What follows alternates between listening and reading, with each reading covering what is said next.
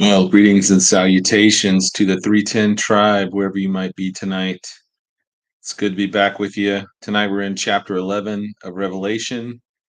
And just some quick admin notes. I will be pre recording chapter 12, which will air Friday night because I will be uh, doing a little traveling. So I will be out of pocket Friday and then Monday. So I don't know if I'll do a Monday live.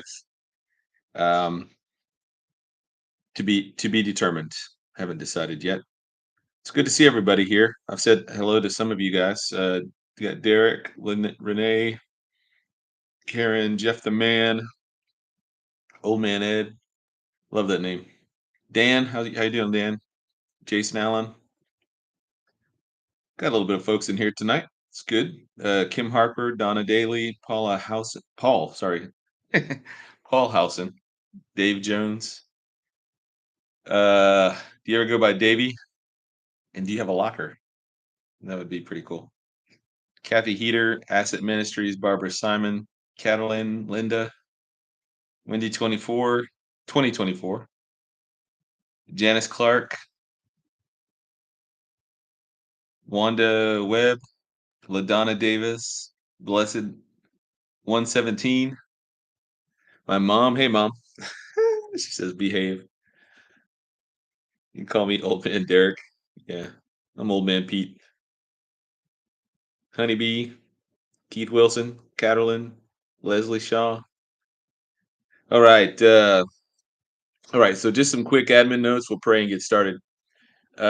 Tomorrow at 3 p.m., I will be on live with John Holler. And if I can figure out how to live stream it, because he sent me a link and everything, I'm pretty sure I can just live stream. So I'll get on there early with him and then set up the live stream there. And then tomorrow evening is our big um, Halloween program. It's over 2 hours. And I apologize right now, folks. There's no video of me or any of the guests on. It's just you can hear us and you can see the slides, and that is totally my fault. I was trying out Zoom yesterday thinking I was going to get a better quality, and I did. I got a better quality video, audio sounds amazing. The conversation is fantastic. We talk about all kinds of things. I mean, it gets a little cray cray in there, but tomorrow night will be very cool to listen to, and I'll be interacting in the chat and stuff. But yeah, I'm a little bummed that the way I saw my screen and the way Zoom does it, it looked like we were all on the screen together, and I didn't. We had all getting four people on there plus me. I was a little nervous about the bandwidth. That's why I pre-recorded it, and the way I had it set up, I just assumed we were all on the screen together, and yeah, we weren't. So my apologies, but you know what? Honestly, you've seen all of us before. It's me, Pastor Gary, Lee. You've seen Lee a million times. Seen Gary a million times. L.A. Marzulli and Mondo. You've seen us all, so it's not like you don't know what we look like. But nonetheless, uh, discovery learning, as I call it.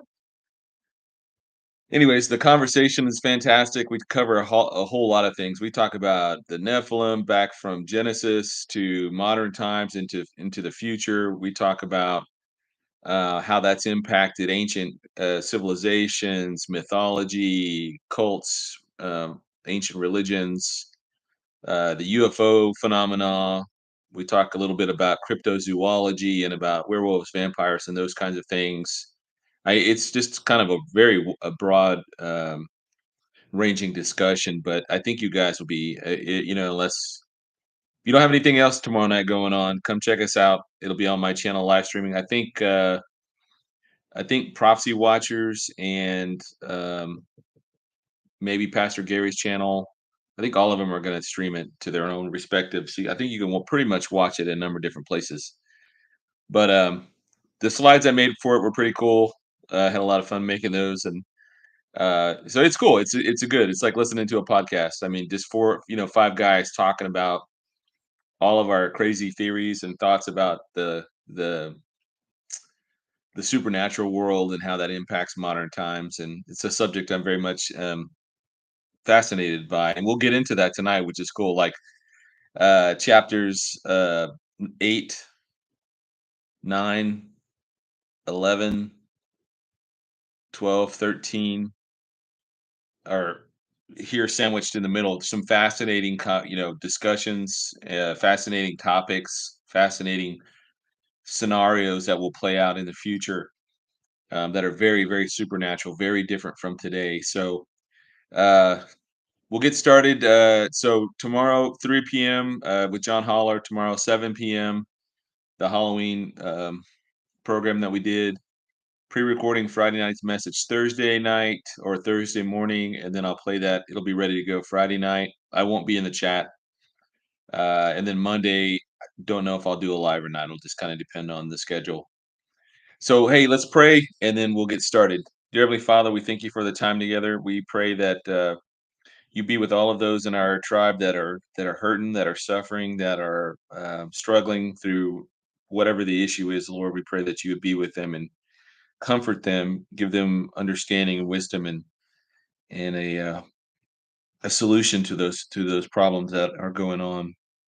Lord, we just thank you for the time together. I lift up this audience to you. They're yours. They're yours. I'm simply just a vessel, an instrument, Lord, in your hand to just use as you need. To speak through me, help me to provide clarification tonight on anything within this chapter. Pray that you would give us understanding. And at the end of it, what do we do with it? What do we do with all this information? Lord, we thank you for sending your son to die for our sins because without him, there would be no hope on planet Earth. And the fact that all we really have to do is admit that we're a sinner, believe on you, believe on your finished work and your shed blood on the cross, and call on your name to be saved. And then we're forever changed, and not just changed in some kind of distant metaphorical sense, but a real eternal change that will last for forever and ever.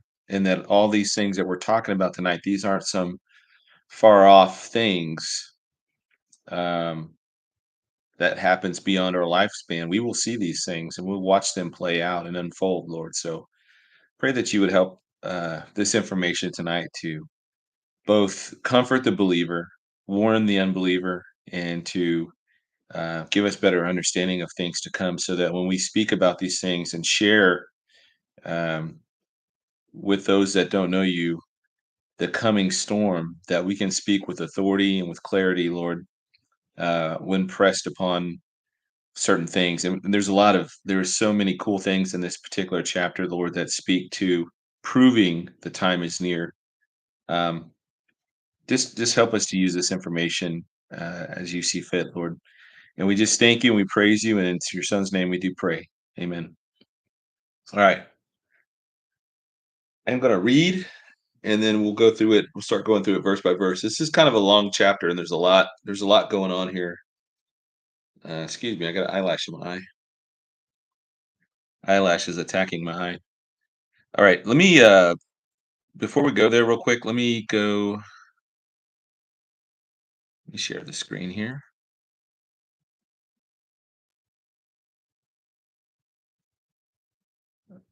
All right. So this was the slide that I made. This is like the first episode, I think. And what we're going through tonight is the second iteration of what Andy Woods calls these non-sequential parenthetical insertions. So you got chapters 4 and 5, chapters 10 through 15, and then chapters 17 and 18. These are like summations of what's going on, and they're broad. Some of them are broad ranging. They could range the entirety of the 70th week. Some are a half of that time, which is 3.5 years, and some are just overviews of the that span, like the Beast Kingdom, chapter 13. That's really kind of the entirety of the 70th week. So they're non-sequential. We don't know if they're obviously the way that they're placed inside in the book of Revelation in chapter form. They are not necessarily sequential. So chapter 13 obviously would kind of coincide with the opening of the first seal judgment, there in chapter 6.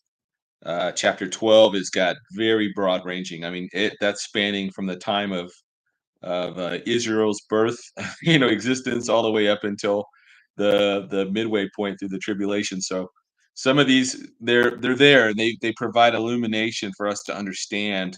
Like for instance, in Revelation 12 talks about that serpent of old, that Satan, that serpent of old, who is the dragon, and that's really the clearest delineation that we have that identifies who the serpent was back in Genesis 3. We know it was a physical serpent, but we know that Satan was possessing this serpent and controlling it and taking it over in order to manipulate and deceive Adam and Eve, or particularly at Eve. So broad ranging, and this is one of those chapters that is confined to the 3.5 years. But what 3.5 years? Is it the first half, the second half, somewhere in the middle? We'll discuss that as we go through it. But this is going to be a jam-packed chapter. And all right, well, let's get started. I'm going to start reading here, chapter 11, and I'll just read all the way through it, and then we'll go back. So if you have your Bibles, you can follow along. In fact, let me get to the right. Let me get to the right slide. All right, here we go. Then I was given a reed like a measuring rod, and the angel stood, saying, "Rise and measure the temple of God, and the altar, and those who worship there. But leave out the court which is outside the temple, and do not measure it, for it has been given to the Gentiles, and they will tread the holy city underfoot for 42 months. And I will give power to my two witnesses, and they will prophesy 1,260 days, clothed in sackcloth. And there were these two olive trees and the two lampstands standing before the God of the earth. And if anyone wants to harm them, fire proceeds from their mouth and devours their enemies. And if anyone wants to harm them, he must be killed in this manner. These have power to shut the heavens so that no rain falls in the days of their prophecy, and they have power over waters to turn them to blood and to strike the earth with all plagues as often as they desire. When they finish their testimony, the beast that ascends out of the bottomless pit will make war against them and overcome them and kill them. And their dead bodies will lie in the street of the great city, which spiritually is called Sodom in Egypt, where also our Lord was crucified. Then those from the peoples, tribes, tongues, and nations will see their dead bodies 3.5 days and not allow their dead bodies to be put into graves. And those who dwell on the earth will rejoice over them and make merry and send gifts to one another, because these two prophets tormented those who dwell on the earth. Now, after the 3.5 days, the breath of life of God entered them, and they stood on their feet, and great fear fell on those who saw them. And they heard a loud voice from heaven saying to them, "Come up here." And I and they ascended to heaven in a cloud, and their enemies saw them. In the same hour, there was a great earthquake, and a tenth of the city fell. In the earthquake, 7,000 people were killed, and the rest were afraid and gave glory to the God of heaven. The second woe is past. Behold, the third woe is coming quickly. Then the seventh angel sounded, and there were loud voices in heaven saying, "The kingdoms of this world have become the kingdoms of our Lord and of his Christ, and he shall reign forever and ever." And the 24 elders who sat before God on their thrones fell on their faces and worshiped God, saying, "We give you thanks, O Lord God Almighty, the one who is, who was, and who is to come, because you have taken your great power and reigned. And the nations were angry, and your wrath has come in the time of the dead, that they should be judged, and that you should reward your servants, the prophets and the saints, and those who fear your name, small and great, and should destroy those who destroy the earth." Then the temple of God was opened in heaven, and the ark of his covenant was seen in his temple. And there were lightnings, noises, thunders, an earthquake, and great hail. All right. A lot to cover there, huh? There's a lot going on here. Well, let's kind of break this down into sections. We've got let's see. We got One, two, three. Kind of three major sections here. You've got the temple, the two witnesses, and then the seventh trumpet. Now, it says, then there was a reed like then I was given a reed like a measuring rod, and an angel stood saying, rise and measure the temple of God and altar and those who worship there. But leave out the court which is outside the temple, and do not measure it, for it has been given to the Gentiles, and they will tread the holy city underfoot for 42 months. All right, so one of the clearest passages here that indicates that there will be a physical temple standing in Jerusalem in the last days. Now, I when I debated or when I debated Bruce many moons ago, now one of the key things that the preterists like to use to kind of proof text their position is that there's a temple standing, and that's why they're trying to say the book of Revelation was written prior to 70 AD. Not all of them, but a lot of them use this as a proof text for that. And if Israel had never become a nation again, if Israel had not reclaimed Jerusalem, um, maybe they would have had a point, right? Maybe maybe if Israel hadn't become a nation again, and we're still waiting for Israel to become a nation again, and it's still 2024, there could be a case to made that maybe we're looking at these passages about a third temple all wrong. But you know what? Israel did become a nation again, and it wasn't just the one day. I mean, it was the one day, May 14th, 1948. But it did that day didn't happen in a vacuum. You had Theodore Herzl in 1897 start the first Zionist Congress. That began the first serious efforts for Jews to move back to Israel and repatriate back to the land of what was then called Palestine. And then in 15 or 15, 1917, uh, we know that the World War I was starting to move in a particular direction that was not favorable to the Ottoman Turks or the Germans or the Austro-Hungarian Empire. And in that, the French and British began to make designs for what the Middle East would look like after the Ottoman Empire was defeated. Now, remember, the Ottoman Empire had been pretty much dominating the Middle East for about 400 years. And now it looks like I mean, they were already in bad shape going into World War I, but this really just cemented it for the West. They were going to carve up the Middle East and begin to apportion out different areas for the different tribes that live there, whether they be the Arabs, Egyptians, the Jews, and other groups that were there at the time.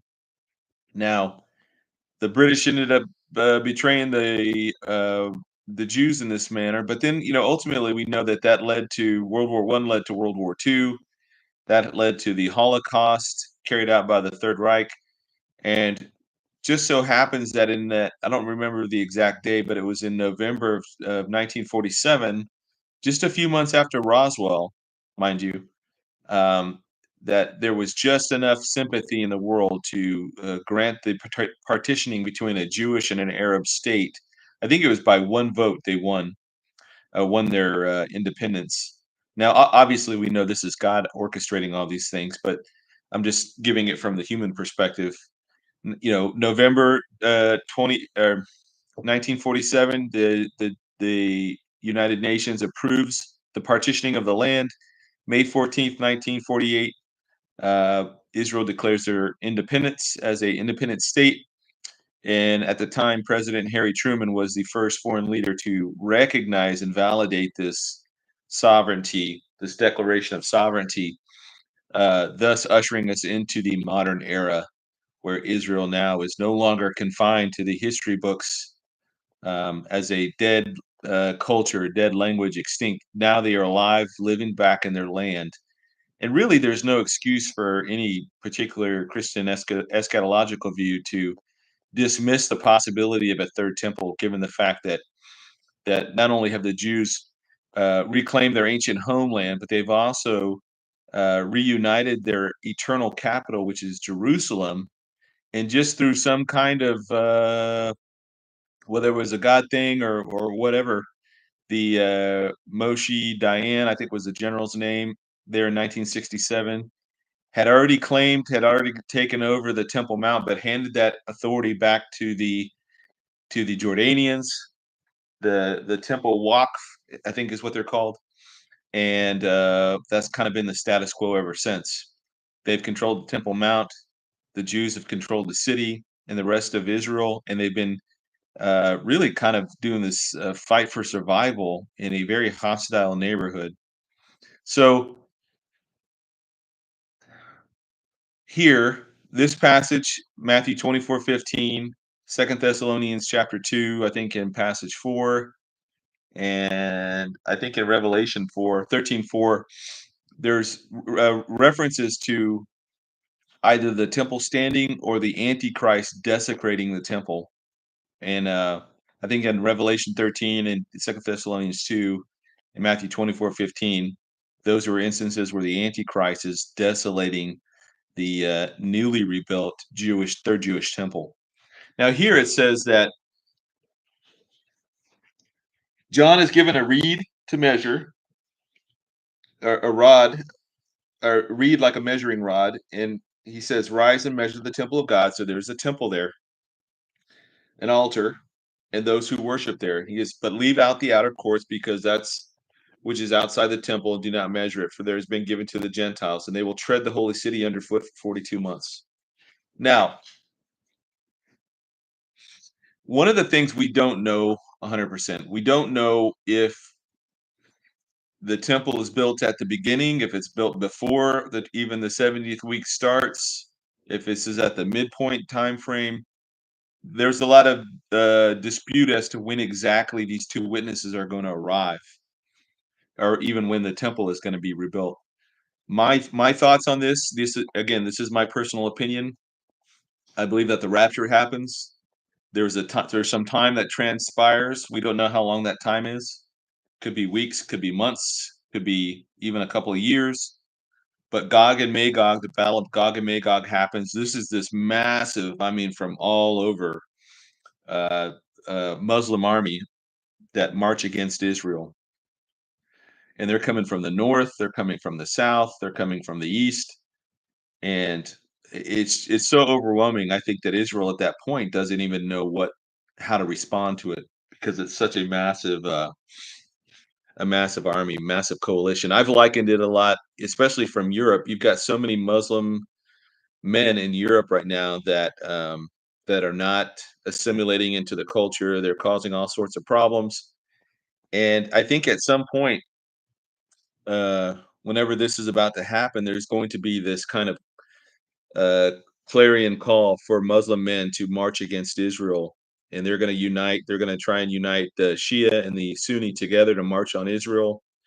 Uh, Clearly, excuse me, the Turks are Sunni, and the Persians, the Iranians, are Shia. So this will be a Sunni Shia coalition. They'll come from Africa. They're going to come from the stands, which, if you think about Turkmenistan, Kazakhstan, or is it Kazakhstan? Kazakhstan, Tajikistan, Kyrgyzstan, Afghanistan, Pakistan, um, all the stands. They're going to march from that way. You've got huge populations of Muslims in Africa coming from presumably Sudan and Somalia. You've got mostly predominantly Muslim nations along the coast, the Mediterranean coast in the north, like Egypt, Libya, Tunisia, Algeria, Western Sahara. All of these people are going to start marching on Israel. And from at least from the European standpoint, it's kind of like the reverse crusades. Instead of the Europeans marching on Jerusalem to reclaim it for Christianity, the Muslims are going to march against Jerusalem and try and reclaim it once and for all for Islam. And here is where they meet their demise. God supernaturally delivers Israel, destroys all of these armies. And I think that this is the one of the defining moments within the last days, that neuters, and when I mean neuters, I mean cut clean off the the militancy within Islam forever. They'll still be Muslims after this war, but they're not going to be in any kind of position to challenge anybody on anything. They're just going to get folded right in with the beast kingdom and the false prophets, last days, worldwide religion, whatever that's going to look like, and it'll just be like the Hindus or Buddhists or anybody other. They won't be militant anymore because a lot of their power and bite and fight is going to be removed there at the Battle of Gog and Magog. But another thing that happens at the Battle of Gog and Magog is that there's a massive earthquake, and I'm of the mind that if the Dome of the Rock and the Al Aqsa Mosque don't get destroyed prior to it through some kind of errant or stray missile, like we've seen flying over the last 6 months, uh, that this earthquake destroys it there at the end of Ezekiel 38. And what's left up on the Temple Mount is a bunch of rubble. And now, having been supernaturally delivered, this is going to embolden the Jewish people to rebuild their third temple. It's going to be time. And whenever that time is, we don't know exactly, but whenever that time is right, I think it's right in that Gog Magog, the aftermath of that, they decide to build their third temple. Now, here's the conundrum. If the temple is built prior to the 70th week, does that mean that the two witnesses or the 144,000 show up prior to the 70th week? And there's an argument to be made that given that there's 7 years that are spent burning weapons, and we know, Lee did a program on this not too long ago, saying that it could be, non-believing Jews that burn weapons. That's true. I mean, there's so many different ways that this could play out. I'm presenting a way right now. Not that not that there's multiple ways that it can happen or that it will happen. It's only going to happen the one way, but we on this side of it, we're looking forward, trying to prognosticate and figure out how it's going to play out exactly. None of us have a crystal ball. None of us know exactly how it's going to play out. We simply know that the Bible says it will happen. We don't know exactly when or how, but it will. And we just, not us. I mean, at this point, I think we will already have been caught up. But like for those on the earth, they're just kind of have to wait and see how this turns out. Now, the courtyard for the Gentiles, I think the argument's going to be made pretty much throughout this that Jerusalem as the city itself is going to be trampled by Gentiles. Does that mean that at some point after Gog and Magog, that Jerusalem is turned into some kind of international city where you have Gentile powers kind of ruling and helping oversee? It could be a United Nations scenario where after the collapse of the United States at the rapture, they move the United Nations from Rockefeller Center there in New York City, and they move it back to the old world. And it could move into a place like Jerusalem. They could move it to Israel. We don't really know. But we know that it's back in the Middle East, back in the old kind of the confines or boundaries of the old Roman Empire.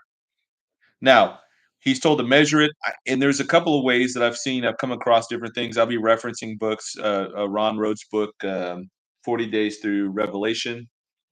I put the link in the chat or in the show notes. It's a great book if you want to grab it. I've referenced Clarence Larkin, Andy Woods, Dr. Woolvard, and others, just to kind of get what the general idea was of what their thoughts were. And it's kind of, I don't want to say it's all over the place, but it's kind of all over the place. I mean, different people have different perspectives on it, so I don't know which is right. I just kind of go with what makes sense to me in my mind.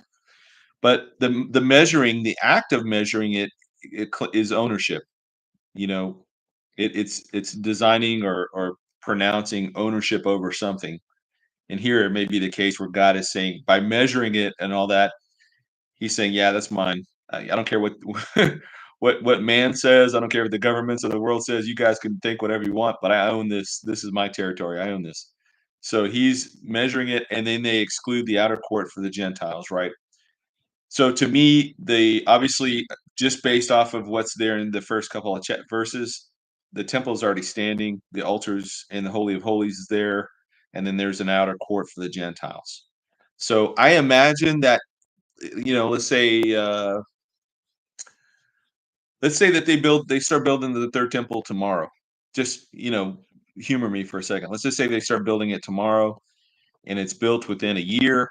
That I mean, you talk about a tourist magnet. There is going to be Gentile Christians for all over coming to see this. This is fulfilled prophet. I mean, it is going to be fulfilled prophecy, and people are going to be. It is going to be a tourist mecca, if I can use that phrase.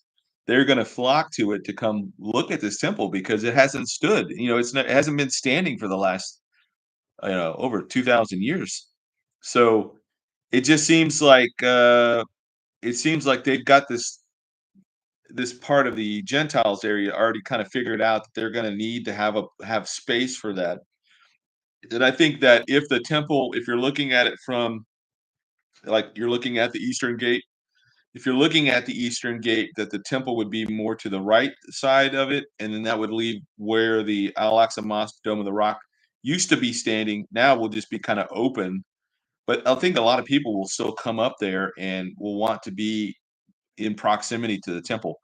If the temple were standing today or tomorrow, I mean, how many tours from prophecy teachers would be heading over there? They would be lined up for months trying to get in to go see the temple, right? Because it's fulfilled prophecy. I mean, it's right. It's probably one of the most obvious fulfilled prophecies that there could be. So, uh, let's see. To me, the fact that the Gentiles have a place out there, I can't help but think that somehow Jerusalem becomes absconded, or becomes absorbed, or they put some type of international thing there, and it serves perhaps as the headquarters uh, for the final world government or one of the governments. And if the world divides itself up into 7 regions, this may be the regional headquarters that also doubles as like the main primary headquarters for the whole world system. And I can't help but also think that somehow the Abraham Accords are tied into this, or some type of deal of the century is tied in with this. Something makes the Jews say, yes, you can put your international capital here at our headquarters. What that is, I don't know. What kind of arm twisting that might entail, or events that happen, we don't know. But it seems like this is where the final kind of headquarters for the Antichrist ends up. Now, here's where it starts. The speculation will abound, right? As they say. It says, and I will give power to my 2 witnesses, and they will prophesy 1,260 days clothed in sackcloth. Now, the 2 witnesses have been a topic of much speculation for as long as Revelation has been written, and nearly 2,000 years now. The first question you might want to ask is, why 2 witnesses? Why not one? Why not three? Why not 12? Why not 144? Why are these two? Well, we know that in the Old Testament, and really numerous places in the Bible, both Old and New, but the primary one begins in Deuteronomy 17:6. Whosoever is deserving of death shall be put to death on the testimony of 2 or 3 witnesses. He shall not be put to death on the testimony of one. We see that principle reiterated in Deuteronomy 19:15, Matthew 18:16, John 8:17, and 2 Corinthians 13:1, and Hebrews 10:28. All saying the same thing. So we have these 2 witnesses. The next question one might have is, well, who are they? Who are the 2 witnesses? And in my opinion, the strongest case can be made for Moses and Elijah, and I'll go through those. But a similar case could be made for Elijah and Enoch. I don't think there's a strong case for Joshua, the high priest, or Zerubbabel, the governor. I think those 2 guys simply served as an archetype or a prototype of what was to come, and there's a lot of similarities there as well. But I do think it's either Moses and Elijah or Elijah and Enoch, but I lean toward Moses and Elijah, and I'll go through the reasons why I think that. Number one is that they're both at the transfiguration.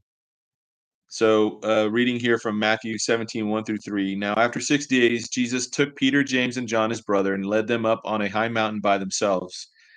and he was transfigured before them. His face shone like the sun, and his clothes became white as the light.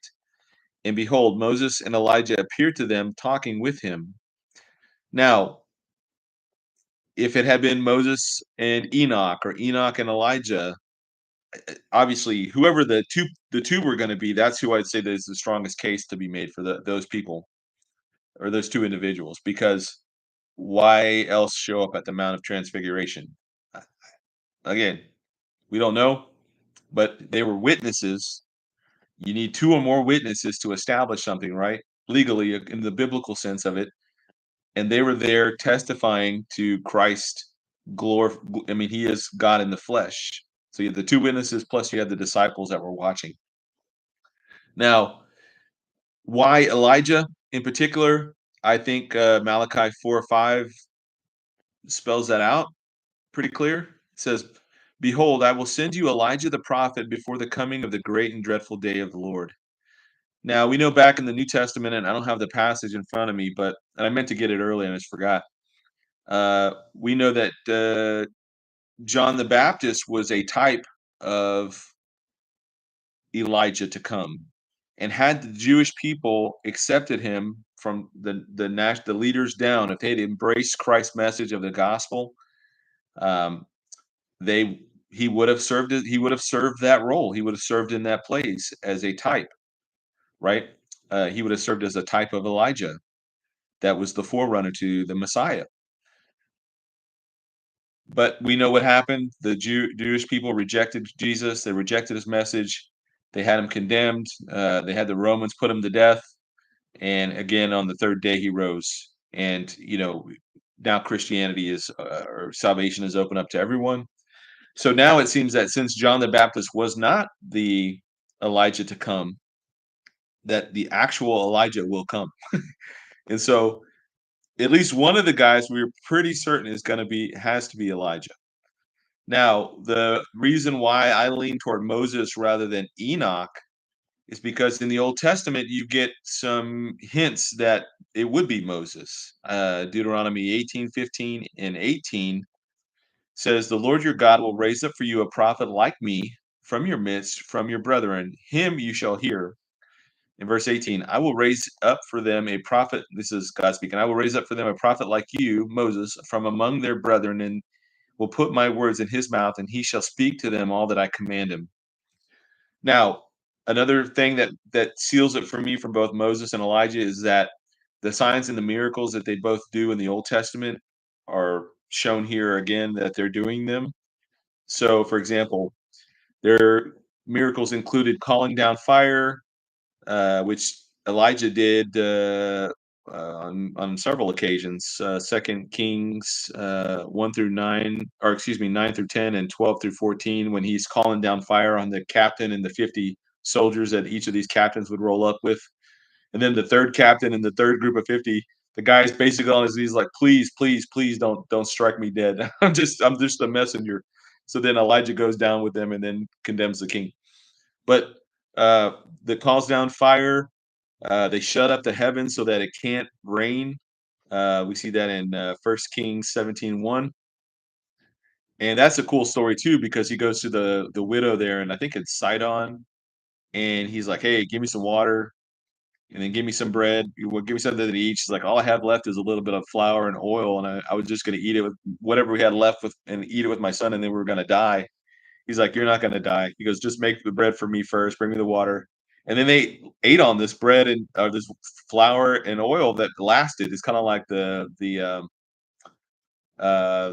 loaves and the fish that Jesus was able to multiply amongst the 5,000. Now this is Elijah doing this way back, 1,000 years or so earlier for this widow, and I think it's just a kind of a cool story. But they both have mysterious endings to their lives. Obviously, we know the story with Elijah. He's caught up there in Second Kings chapter 2, 11 through 12, and then God buried Moses.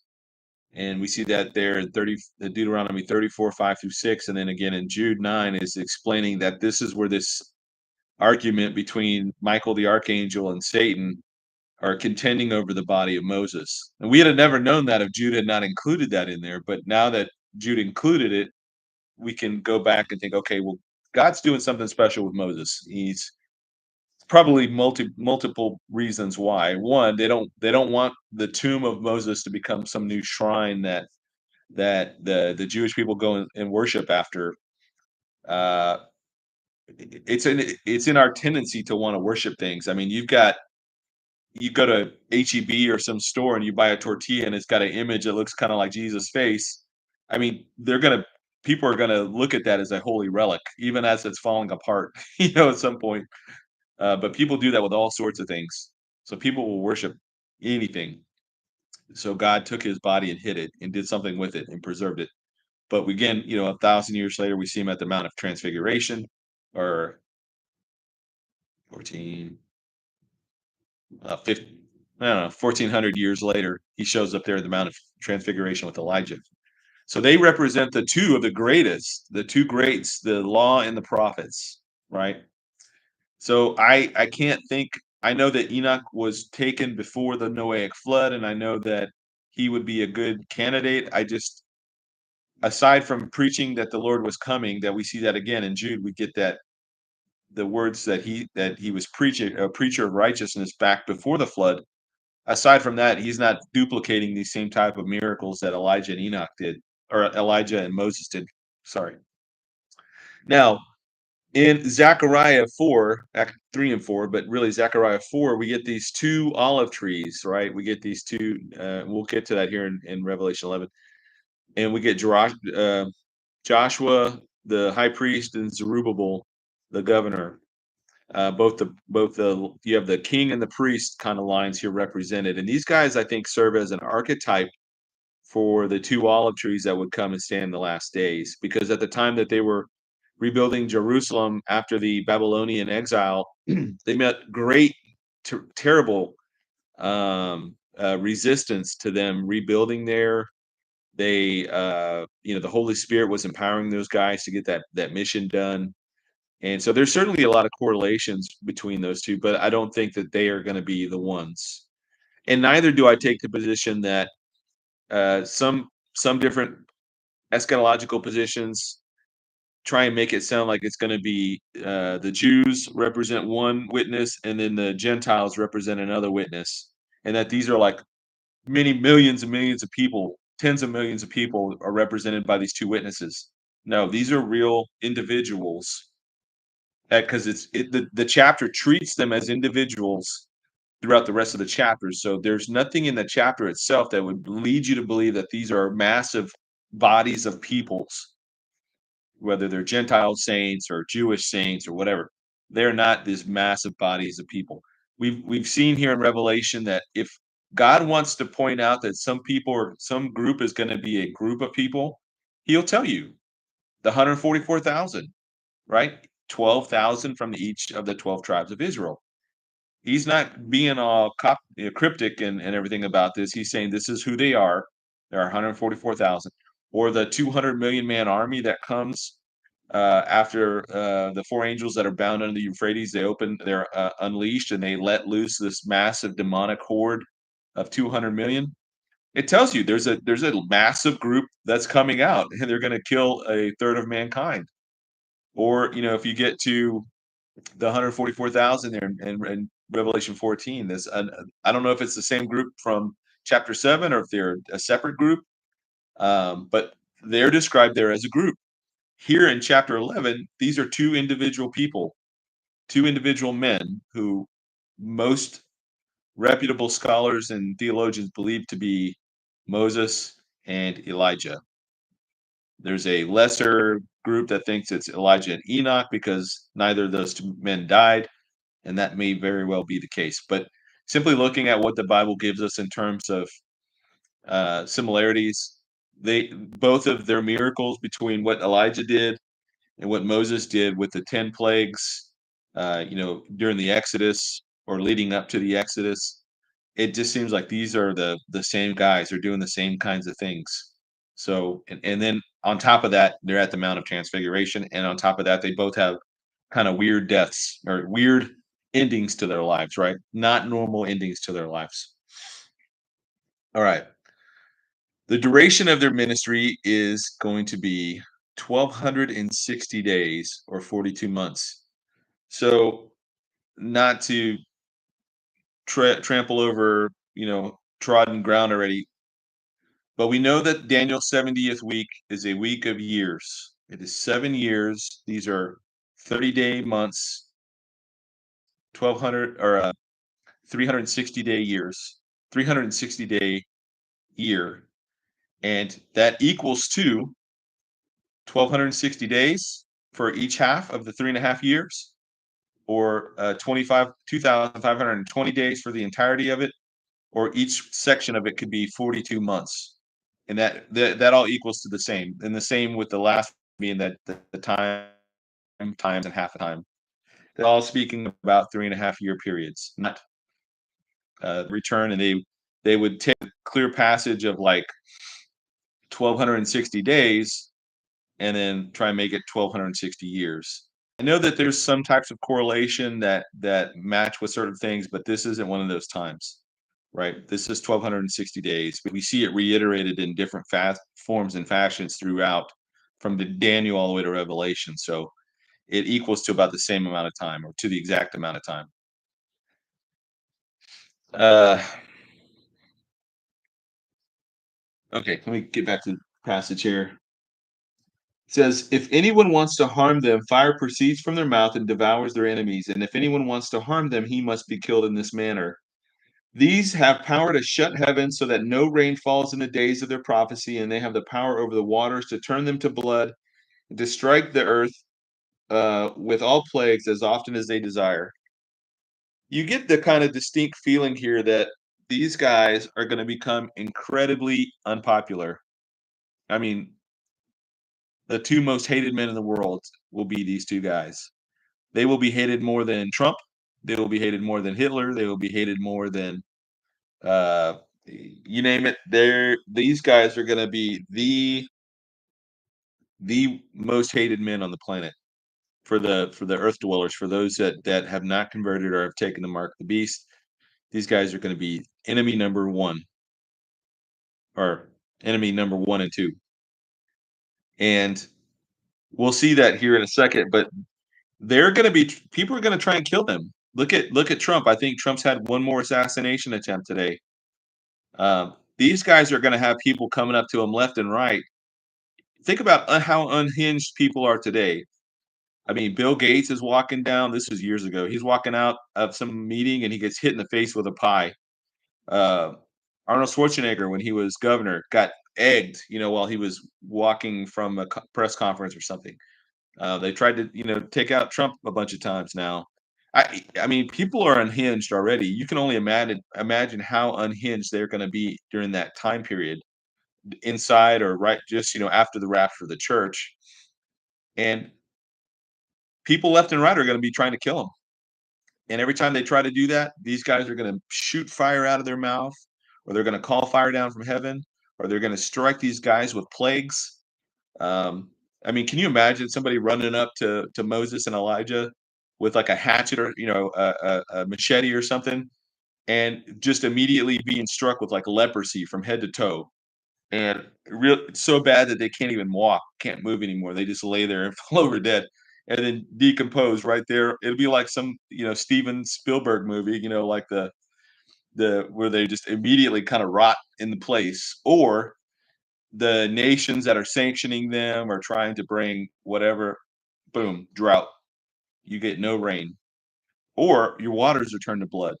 So they're getting a taste of what's coming. So to me, this kind of speaks to them coming earlier rather than later, because we know that by the trumpet judgments, these are certainly going to be things that are going to be in place already, and they're not going to be changed at that point. Excuse me. Sneeze. So my opinion is that they are incredibly hated, the most hated men on the planet, and nobody's going to be able to do anything about them. Right? They're just going to be untouchable for 3.5 years. When they finish their testimony, the beast that ascends out of the bottomless pit will make war against them and overcome them and kill them. Now, here's a kind of a fascinating section here. So, at a certain point, their time of supernatural protection from God is gonna come to its appointed end, and at that point, they're gonna be killed by the Antichrist. Now, there's a lot of different theories or ways to think about how this beast that ascends from the bottomless pit, uh, how this manifests. How does this actually play out? Because we see in Revelation 8 that this beast is Apollyon has already been come out of the abyss and has unleashed this demonic horde of like these demonic locusts that inflict and torment men for 5 months. If the other couple of things that I mentioned about them being able to call down fire, drought, turning the water to blood, if these are all kind of precursors to what's going to actually happen in the trumpet and bowl judgments, these are just like a little taste of what's coming.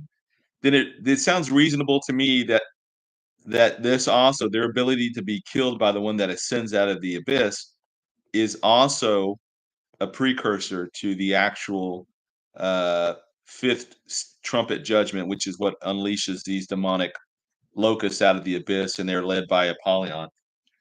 So I'm kind of just sticking in terms of just consistency.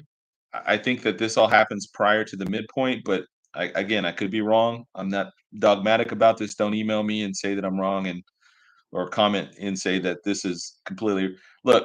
We don't know how this is going to shake out. I'm just simply looking at this from a practical standpoint and saying, okay, well, how does this make sense? How does this tie in with this? After everything else I've learned about Revelation, how does this fit in with everything else? So I got a quote from Ron Rhodes book, and he's citing a Bible scholar by name Walter Price, and he has a fascinating scenario that I hadn't really considered before. And I'm quoting him here. It says, "The Apostle Paul was stoned in Lystra, and the citizens dragged him out of the city, supposing he was dead." And that's from Acts 14:19.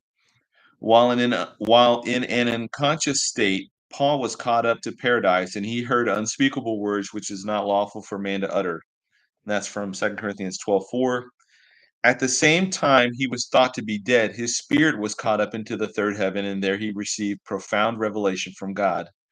Now, the same thing will happen, but in reverse. It will happen to the Antichrist. The Antichrist, a man, will be no more dead than the Apostle Paul was. But just as the citizens of Lystra thought Paul was dead, so the Antichrist will be thought dead as well. And the theory is that while he's dead, instead of going to paradise, he goes into the abyss, and then he comes back out of the abyss, and he's supernaturally imbued with the power to strike these two witnesses dead.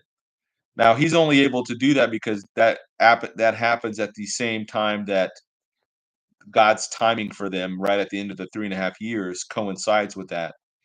So fascinating to think about if this Antichrist figure is thought to be dead, like Paul was stoned, stoned and beaten, and they just assumed he was dead.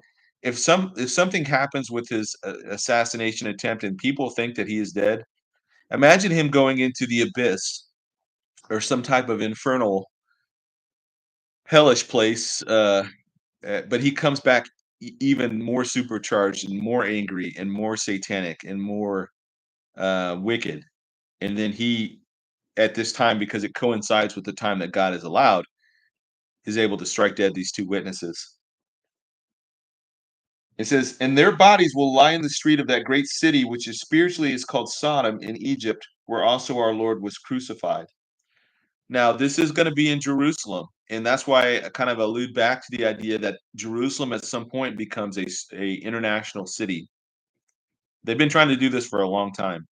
At some point, it'll happen. The United Nations will move there. It'll be international in the sense of like New York City. You know, New York City falls in the United States and it's subject to the laws of the United States, but there's also a great section of that which belongs to the United Nations and whatever Rockefeller Center there, that Rockefeller, that the ambassadors, all those guys are not subject to our laws. I mean, I don't know, I haven't tracked all the criminal activities of people that have um, diplomatic immunity or anything like that, but it happens a lot. But somehow international city of Jerusalem host a great many that are unsaved, hate God, they're part of the beast kingdom, um, and they are going to throw a huge celebration when these two witnesses are killed. Now, and it says, and those then those from the peoples, tribes, tongues, and nations will see their dead bodies 3.5 days and not allow their dead bodies to be put into the graves. And those who dwell on the earth will rejoice over them and make merry and send gifts to one another because the two prophets who tormented those who dwell on the earth. Eh, This is one of the key places in Revelation where when you're talking to an unbeliever, you can say, "Look, how are people from all over the world going to see their dead bodies lying in the street?" Up until just the last few decades, that was an impossibility. I mean, going back thousands of years, it was impossible. It's only been since the advent of modern technology with the satellite television, and then later on with the smart technology, smartphones,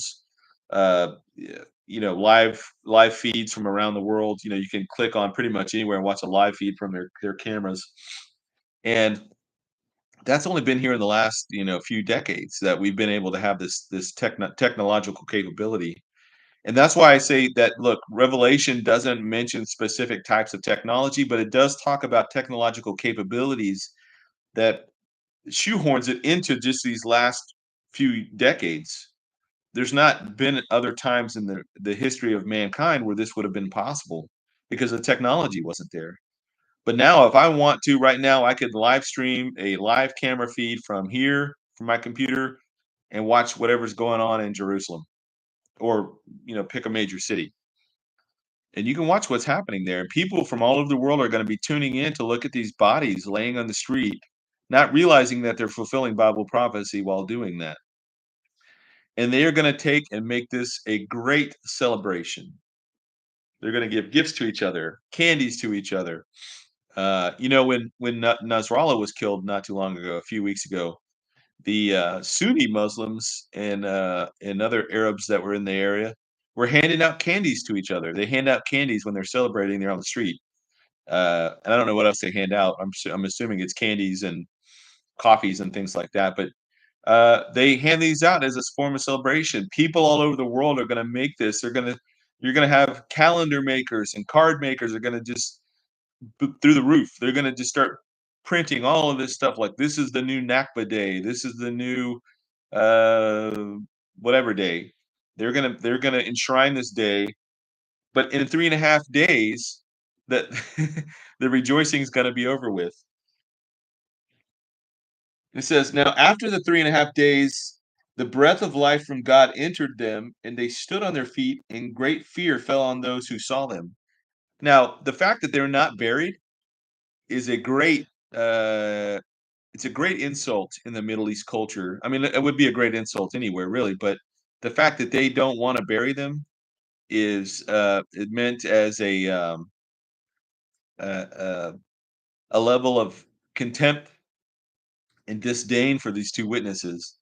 We see there in Deuteronomy 21, 22 to 23, where Moses was giving instructions about if somebody's hanging on a tree, you can't leave them there overnight. You got to take their body down. He says, "Curses the one that hangs from a tree." Well, if you didn't bury them, that's also considered to be cursed because it's supposed to curse the land. Um, now, now they're standing up on their feet after 3.5 days. The whole world sees this. Everybody's watching this on YouTube or Rumble or whatever they're going to have at that time, Beast Tube or something, and they're going to be watching this and they're going to freak out. Now, here's what they hear next. We see that it says, and they heard a loud voice from heaven saying to them, Anabio, Anabano, Anabino Hode, which means come up here, there in the Koine Greek. Anabino Hode, or come up here. And this come up here, they ascend to heaven in a cloud, and their enemies saw them. And I love the fact that, as a pilot, I mentioned this last time, that when you fly, um, if you're flying VFR, your visual flight rules, you're just looking out your window screen. You try to avoid clouds because you can't see once you're inside a cloud. Um, so you tend to avoid clouds, right? You have to keep separation distance and all that stuff above, below, laterally. But if you're flying IFR, which is your instrument flight rules, you're not even supposed to be looking outside. You're simply looking at your instruments. And you can go straight into a cloud because you're following a radial or a beam or something. You're not following what you see. You're following your instruments. So punching into a cloud, you do that very frequently in planes. And if you've ever taken a flight anywhere, right, point A to point B, and you're taking off from whatever the airport is, and you have to go through a layer of clouds, or you're coming into land and you have to go through a layer of clouds to get down. And as soon as you get in the clouds, it gets super bumpy, and people start freaking out because the plane's jumping around and stuff because the air is so unstable inside of a cloud. It's much lighter, obviously, because it's floating, right? It's the gases in there causing it to float. So it's lighter than the air outside of that cloud. That's what causes all the kind of the turbulence as you enter clouds. Um, it's funny that that same thing that's lighter than air is what God chooses to use to travel around on, because a lot of instances where we see Christ returning, it's always with clouds or on the clouds. He ascended in a cloud. These two witnesses are going to ascend in a cloud as well, or be raptured up in a cloud. Um, and so God takes these things that are scientifically impossible. You can't stand on a cloud, you can't you can fly through cloud. I mean, they're completely it'd be like just moving your hand through air or driving through fog or something. It's wispy, it's nothing. But the fact that he's taking that and using that and saying, "I'm gonna use it to ride in on," I think it's pretty amazing. And if you get a chance, I don't know where you could find it. And maybe somebody in the chat knows what this is called, but there's these pictures of these massive like cloud fronts, and there's one that's coming over a neighborhood, I think in Colorado or somewhere, and it looks ominous. I mean, it's just clouds, but I mean, it looks ominous rolling over. And if I can find the picture for it, I'll try and show it next time. But just it invokes a primal fear in people because of how ominous it looks. And because we know what these massive clouds represent. They represent storms, they represent danger, they represent disaster, and yet Christ is using these to travel around on or to move his servants to and fro. Now, uh, everybody sees them. That's another interesting point here. This kind of goes back to the idea of the rapture. Will people see us, or will we just leave a smoking pile of clothes and dentures and pacemakers and hearing aids and all sorts of attachments? I kind of think that we're going to be seen. I think that we're transformed in the blink of an eye. I know it's faster than a blink, but I just like to say it. We're transformed faster than a blink of an eye, but that doesn't necessarily mean we're instantaneously removed in the blink of an eye, or it could be. I think given the fact that Elijah, these two witnesses, Christ at his ascension, everybody saw it. So why would the rapture be different? I don't know. It kind of makes me think that people are going to see it, and that's going to be a testimony to what the rapture was. That will be a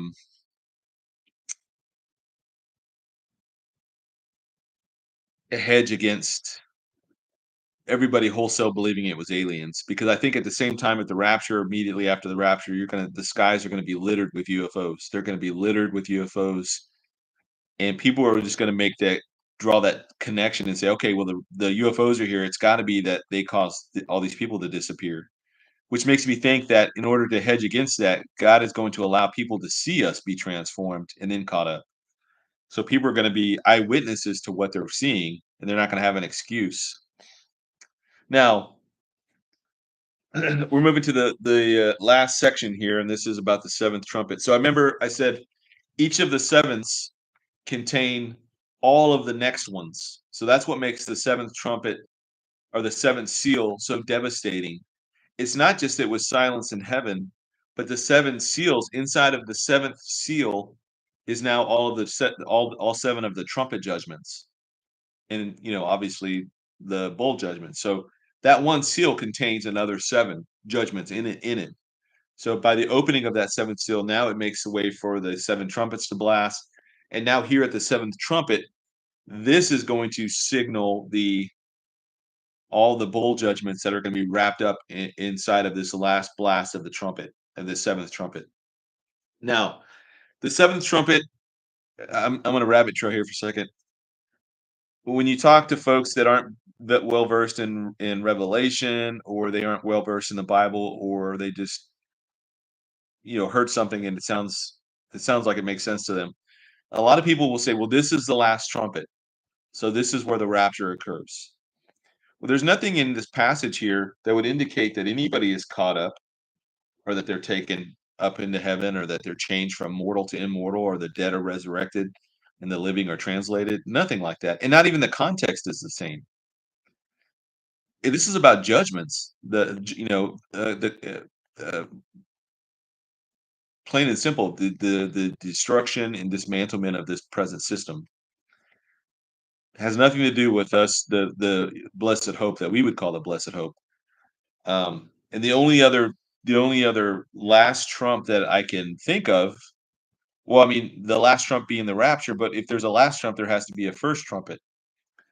And the only first trumpet that in context even relates to the same kind of thing is there in Exodus 19, when the nation of Israel is gathered together for the first time as a nation before Mount Sinai, and Moses goes up, right? And he meets God there, and he's there getting the 10 commandments and doing the Mosaic law and all that. He goes up, and that trumpet rattles, or not rattles, but that blast, and people are rattled. That they are shaken, physically shaken, and they're trembling and they're freaking out because they heard this trumpet blast. And they're all together as the one nation before Mount Sinai. That marries up perfectly with the idea of the rapture, the last trumpet, the last trump, that we are gathered, believers for the last 2,000 years are all gathered together from the church age, uh, folks that died in the first century, all the way up to the folks that are here now in the 21st century, that we all meet together in the air for the first time as a body, a single body of believers, a single nation before God, and we all go up, right? And that's what makes sense in context. The idea that there's a 7th trumpet, and the context has nothing to do with the resurrection or translation of believers in a blessed hope. So that's why I reject the 7th trumpet being the last trumpet, the last trump that 1 Corinthians 15 talks about.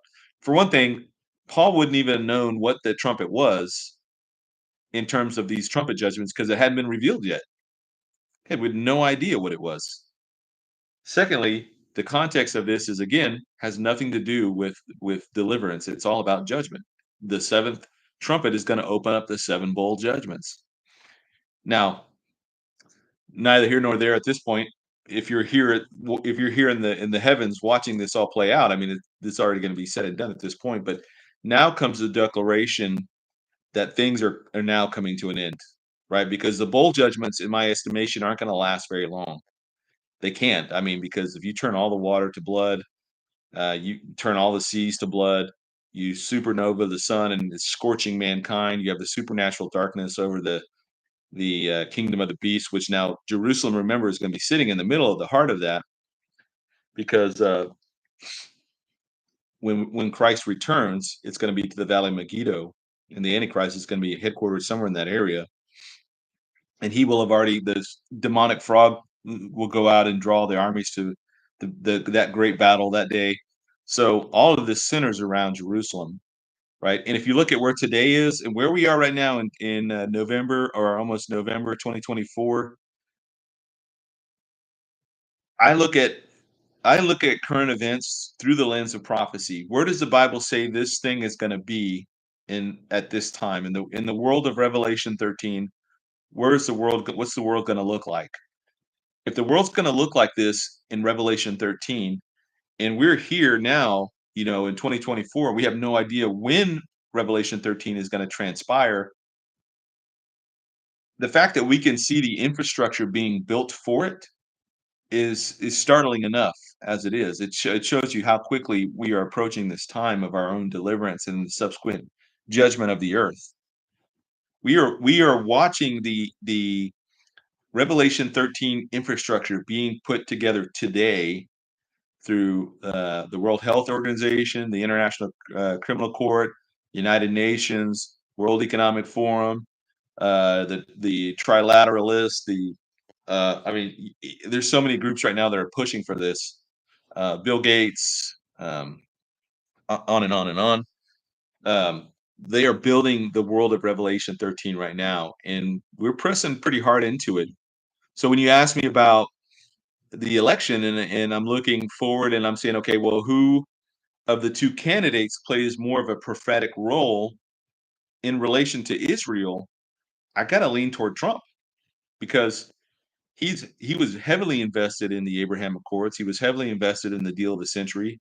Two different things, but still, he was heavily invested. He moved the embassy from Tel Aviv to Jerusalem, and then subsequently other nations have come along and done the same thing. I think if we're going to be seeing a world where Israel exists like they do in Ezekiel 38, where they're living in peace and security, or they feel comfortable, they feel safe, it's got to speak to a time after they finish doing what they're doing now, which is cleaning up all of the terrorists in Hamas and Gaza, as well as in Lebanon with Hezbollah, as well as in Judea and Samaria with Islamic Jihad and these other groups, splinter groups there, as well as what's going on in Syria and with the Houthis in Yemen, and basically all the immediate threats to them, they're going to be able to neutralize, and they're going to neutralize all these threats, and they're going to give themselves some breathing room. I don't know what happens with Iran necessarily in their nuclear plans, but it seems like the fact that they went in there a couple of days ago and took out all of these massive air defense systems, radar systems, and all these things that would be problematic for them to go in later to do a strike against their nuclear facilities. It seems like that they went ahead and took out this part first. Like this is the first part of a 2 or 3 part plan.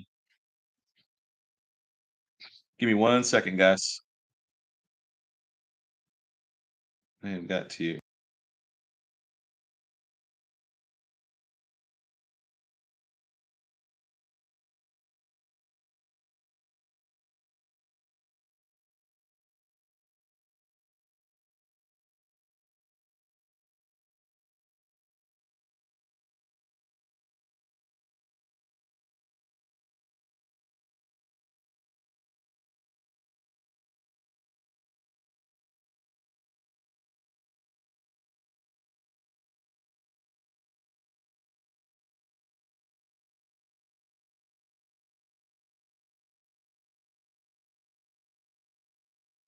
Okay, that was household six uh, giving me my marching orders. Okay, so we got where were we? Yeah, it says in the same hour there was a great earthquake, and a tenth of the city fell. In the earthquake, 7,000 people were killed, and the rest were afraid and gave glory to the God of heaven. So, right after these two witnesses are caught up, there's a massive earthquake in Jerusalem, and 7,000 people are killed, and everybody else that was in the area, presumably uh, Orthodox or religious Jews, and presumably any religious tribulation saints that are here at this time, begin to worship, give glory to God. Like that was God. That was a God thing right here with this earthquake. And maybe punishment for how they treated the two witnesses, et cetera, et cetera. So it seems like that this earthquake that strikes the city now is the second earthquake that happens in a short period of time. Because the first earthquake we see in Ezekiel 38 at the end of the Battle of Gog and Magog. And that's where I kind of think that the Dome of the Rock and the Al Aqsa Mosque get destroyed. But here's a second earthquake that happens a few years later, devastates the city, and kills 7,000 people. Why 7,000 people? I mean, if you look at the number seven, we know what that means. It means it's fulfillment, a completion, it's a completeness. it's something to do with the 7,000. I don't know what it necessarily stands for, means, but I mean, nobody else is going to know either. We have basically a general idea about the number. What does seven mean? But other than that, I don't know why specifically 7,000.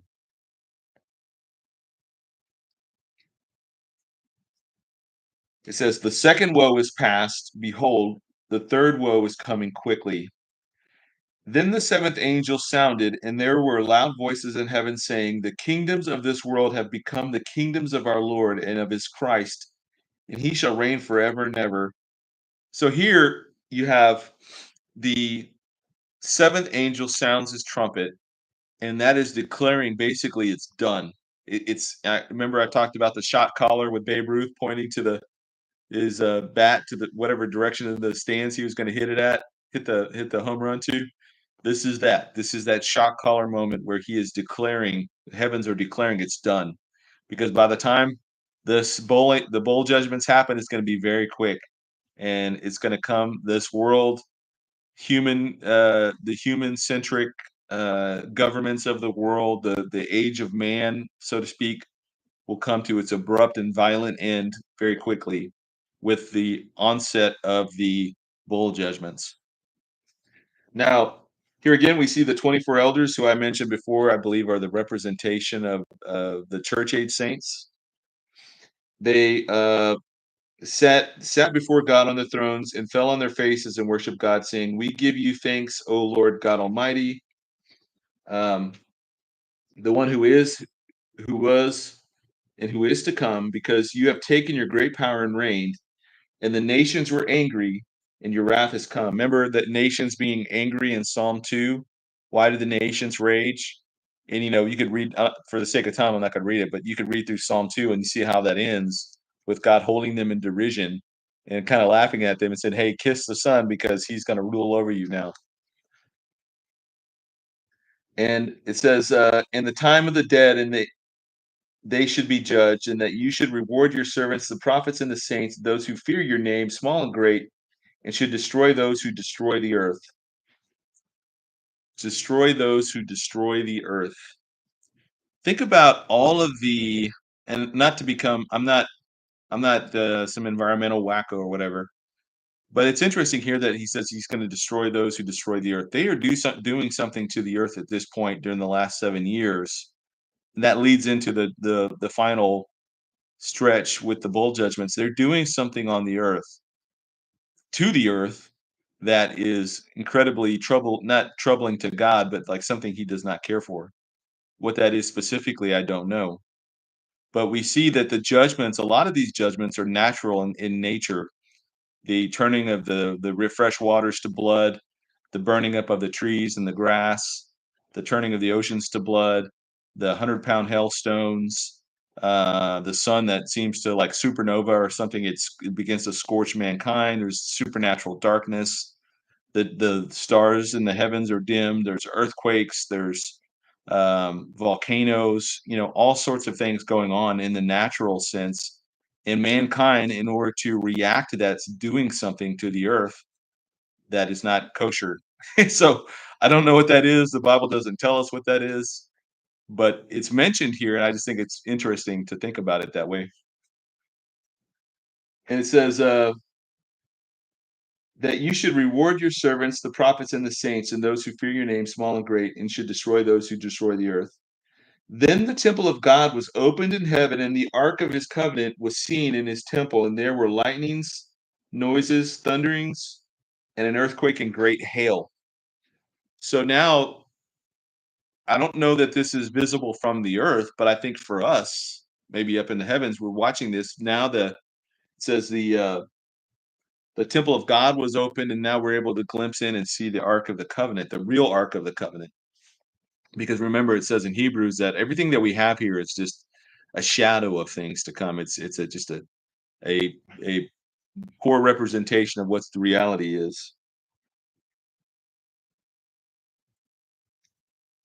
Now, we've come to the end of chapter 11, and like I said before, it's a non-sequential parenthetical insertion. It's covering a great expanse of time. What that time is necessarily, we don't know. Some people believe it's the first half. Some people believe it's the second half. Some people believe it's the time before, like the rapture gap. I kind of lean into the rapture gap side of it because that explains a lot of questions for me that I don't have answers for. Particularly, when does Gog Magog happen? When do they have time to build the third temple? Yada yada yada. There's a lot of stuff that has to take place that doesn't seem like it's going to fit inside of a 7-year window. So I do think it's the time period is more than 7 years. The 70th week is 7 years, but the gap beforehand seems to indicate that there's a little bit of space and time between the rapture itself and the official start of the 70th week that doesn't begin until Daniel 9:27. So I don't know. You guys tell me. What do you think?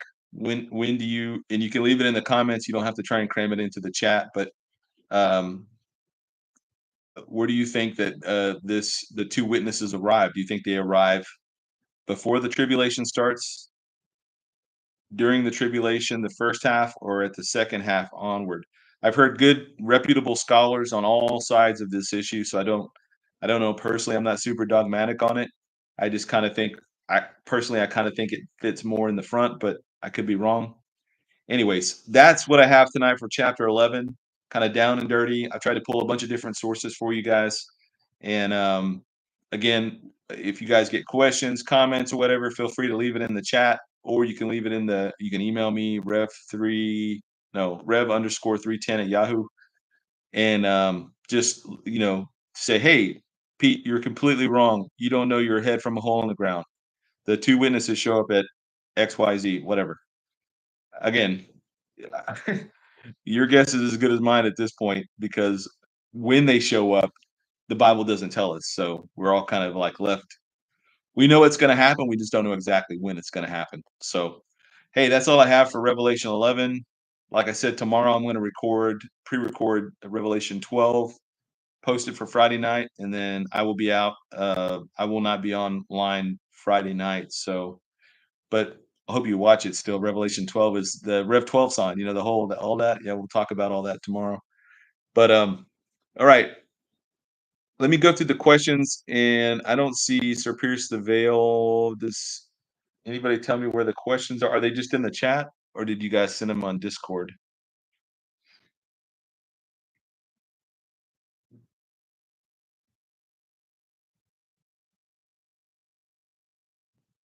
Let's see, Discord.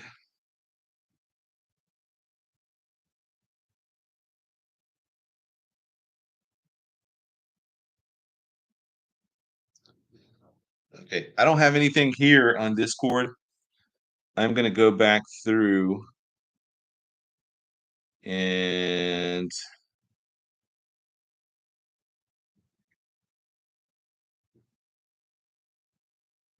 I'm gonna go back in reverse.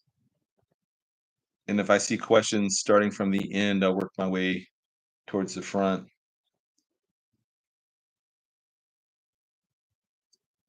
Yeah, I mean, at this pace, I think if we get Revelation 12 done on Friday night, the next week we'll have Revelation 13 and 14 on Wednesday, Friday. First, I mean, we could get through Revelation by the end of November if we stay diligent about it. If I stay diligent, rather. If things don't sidetrack me from being able to do it. Let's see.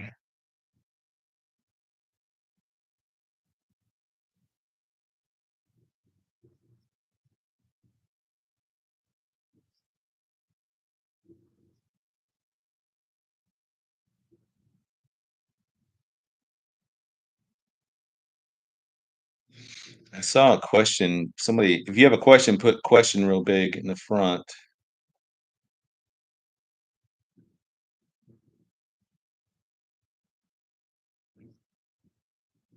Or you can put my name like at Rev310, and then I should see it a little easier that way. Okay. Here we go. Asset Ministries question. I do not see where all of Revelation is mentioned as being 7 years. I think it is possible that some or most of the seals happen before Daniel's 70th week begins. What say ye? So I know Bill Salas and Tom Hughes and others kind of there's some discussion about the opening of the seals in relation to when the 70th week starts. Um, and this is pure Pete Garcia ism. I don't not only look at the structure or I not only look at like the verses in the book of like any book, but in particular Revelation, because it tells us how to divide the book up. But I noticed that from you have chapter one, and then it goes straight into chapter two and three, which are the churches. And then from chapters four and five, you have this kind of pause. And it's not a pause necessarily, you're just a change of scenery. There's a change. John is caught up to heaven. He's in the throne room scene. He's watching all of this stuff happening up in the throne room. So to me, just given the structure of Revelation, I tend to think that there's a little bit of gap in time. Maybe that's its way of signaling that there's a gap in time. How long that gap is, we don't know. And again, when even getting into the seal judgments, we don't know if when Jesus opens the first seal and the angel tells the writer to come forth and says, "Come and see," or "Come," and then for John to see it or for us to see it or whatever, the that unleashing of that first uh, rider on the white horse on the earth, does the opening of the seal coincide perfectly and instantaneously with the seal judgment taking place on the earth? We don't know that. Nobody knows that. It could be simultaneous. It could start there at that moment in time, but then it could drag out for, whatever, however long until it finds its fulfillment. So the second rider, the third rider, the fourth rider, the fifth seal judgment, the martyring of the saints, that seems to indicate a period of time that saints are going to be martyred. Remember when they're asking in the fifth seal judgment or the fifth seal trumpet or the fifth seal judgment, they don't know where they are in time. Like they're like, how much longer are you gonna are you gonna let us be slaughtered like this? So I think Bill Salas was the one that pointed that out, making note of the fact that they don't understand where they are in time. So that lends some creative leeway in how we look at the opening of the seal judgment and how long that when does that transpire on Earth? Does it happen instantaneously? Again, we don't know. We're going from the eternal realm to the realm that's confined and constrained by time. So asset ministries, I don't know. I kind of think that there's a gap. There's the rapture. There's a gap in time. Who knows how long? Could be up to like I've thought seriously that it could be up to 3.5 years. Because then, if you were to look at Christ's ministry, his ministry was only 3.5 years on the earth, but then 3.5 years is just kind of left off. It seems like it needs to have the other half to make it complete. So maybe there's this gap in time where there's 3.5 years of the church is removed from the earth, and the 144,000 are called forth, and the two witnesses show up, and all these things begin to transpire. Okay, that was asset ministries. Hopefully that answered it. The question is, are they? Bottom line is, I'm not sure. I look at a gap happening first, but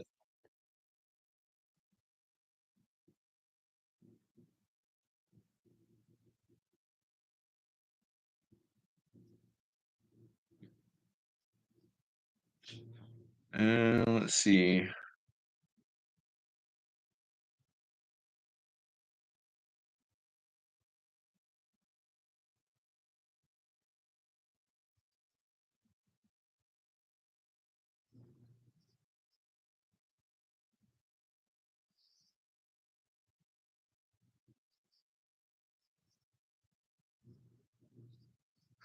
I think that's it. I don't see any other questions. Right? Is this an early night for me?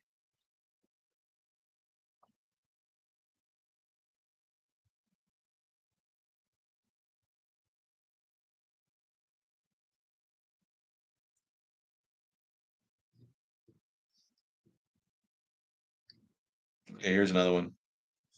Question from Jane Doe: how could so many people be alive at the end after so much death and destruction?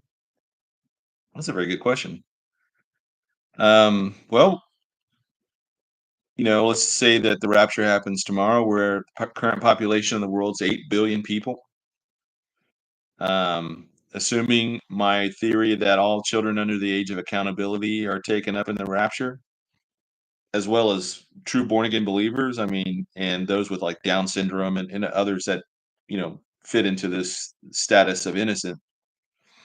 And the church is made innocent by the shed blood of Christ. I mean, we are, when God looks at us, he looks at us as though we hadn't sinned because of what Christ did on our behalf, not because of anything we did. But if that is true with regard to the children, Down syndrome, and all the others, babies, then it could possibly could take 2 billion people off the top of that, or somewhere in that neighborhood.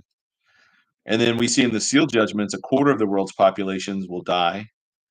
And then from there, we see in the trumpet judgments that a third dies of whatever's left over, that's already taken out. When you take the quarter out of that, now what that's 100%, then a third of that gets taken out. And I don't know. I don't know where we are at the time of the bowl judgment. It's very possible that the world population is down to about 2 billion people. And then out of that 2 billion people, how many people are involved in the Armageddon campaign?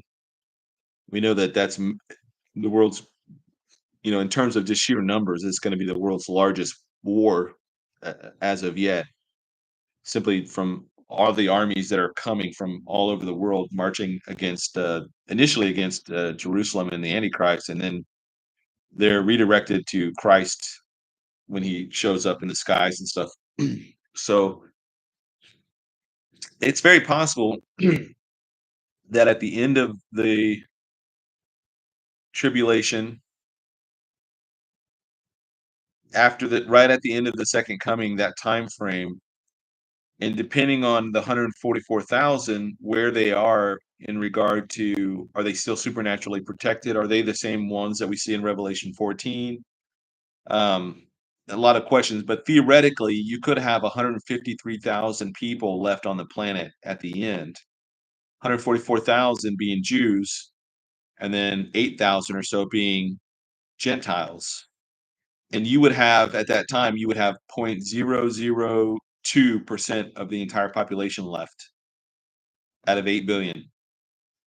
0.002 or 0.0002 is 153,000. And in my book Blink, I use that as a fictional number just because we don't know. But it ties back to the 153 fish, that were caught. So um but if it is that, let's just say it's 144,000 Jews, and then the 8,000 left that are Gentile, male and female. These are just people that had survived. They were believers, um, supernaturally protected. And this would be after the sheep and goat judgment. So the sheep and goat judgment would have already taken place. They've already separated all the wicked Gentiles. So now what you're left with is 8,000 people entering into the kingdom age. So the world is being restored back to an Edenic like state. People now, if you go in, let's say that you survive the tribulation and you're 62, you're going to go into the kingdom age, and it's going to be like Benjamin Button, kind of like where you're starting to get healthier and younger, and the effects of sin and the curse in the world is being rolled back from you. So then you're able to live the next 1,000 years in your natural body. And then we enter the eternal state and go on from there. But it's that the 1,000-year kingdom is really the front porch of the same house. It's the same part of it. It's just this last slice of time where Christ is fulfilling the prophecies that demanded that he be ruling from the throne of David in Jerusalem, which he will perfectly fulfill. The church will rule and reign with him. The tribulation saints that were martyred for the faith will rule and reign with him. The Jewish people, the Jewish Old Testament saints will finally get to see the kingdom, and they'll be in their glorified forms or some new form. They won't be in their mortal bodies, obviously, because they've long since dead. but they'll finally get to see the kingdom. The apostles will be there with us. So this will be a fantastic and amazing time on the earth, and it will be the earth as it was always intended to be. I mean, nature is at peak production. You're not just getting an apple from the tree. You're getting like every apple is like the juiciest, most delicious apple you've ever seen. Same thing with pears, bananas, pineapples, whatever you want to eat. Even if you want to get a steak, I mean, the steaks are going to be amazing. All of that, everything is made. Nature is going to be at one with itself. So you won't have lions going around trying to kill everything. You won't have wolves trying to go around and kill everything. You won't have murder hornets. You won't have gnats and wasps and flies and other things that are we consider pests. The oceans will be revived back, or the seas will be revived back to support sea life. Animals from all over the world will be able to live at peace with each other and with man. I mean, imagine like walking outside and you got this giant lion sitting on your front of your mansion. You just go up to it, pet it, and hang out with it and talk to the lion. And I mean, you know what I mean? How cool would that be, right? And we talked about our pets. I don't think our pets are raptured with us.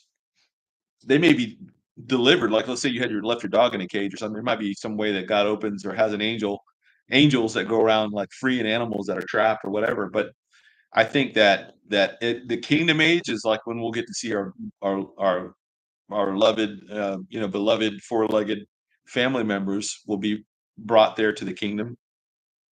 So if you have a dog now that's struggling with its health issues or has hip issues or stomach issues or can't see or whatever because of just the way that animals age, dogs and cats, these dogs are going to be in the prime of their life for the next 1,000 years. I mean, I can't at least 1,000 years. It could go on for eternity for them. I'm sure it will. But like this is where I think we'll see those animals, and not just those animals, but you know, when I was in Korea, they eat the dog over there. It's called kegogi, and they keep these dogs in these cages, and they just beat them. They beat them every so often to keep the meat tender. And not just them, but, like, if you think about veal or any other there's some horrible ways that we've figured out how to eat animals. And, okay, Coco says, "The questions are in Messenger." Messenger? I guess you're talking about Facebook Messenger?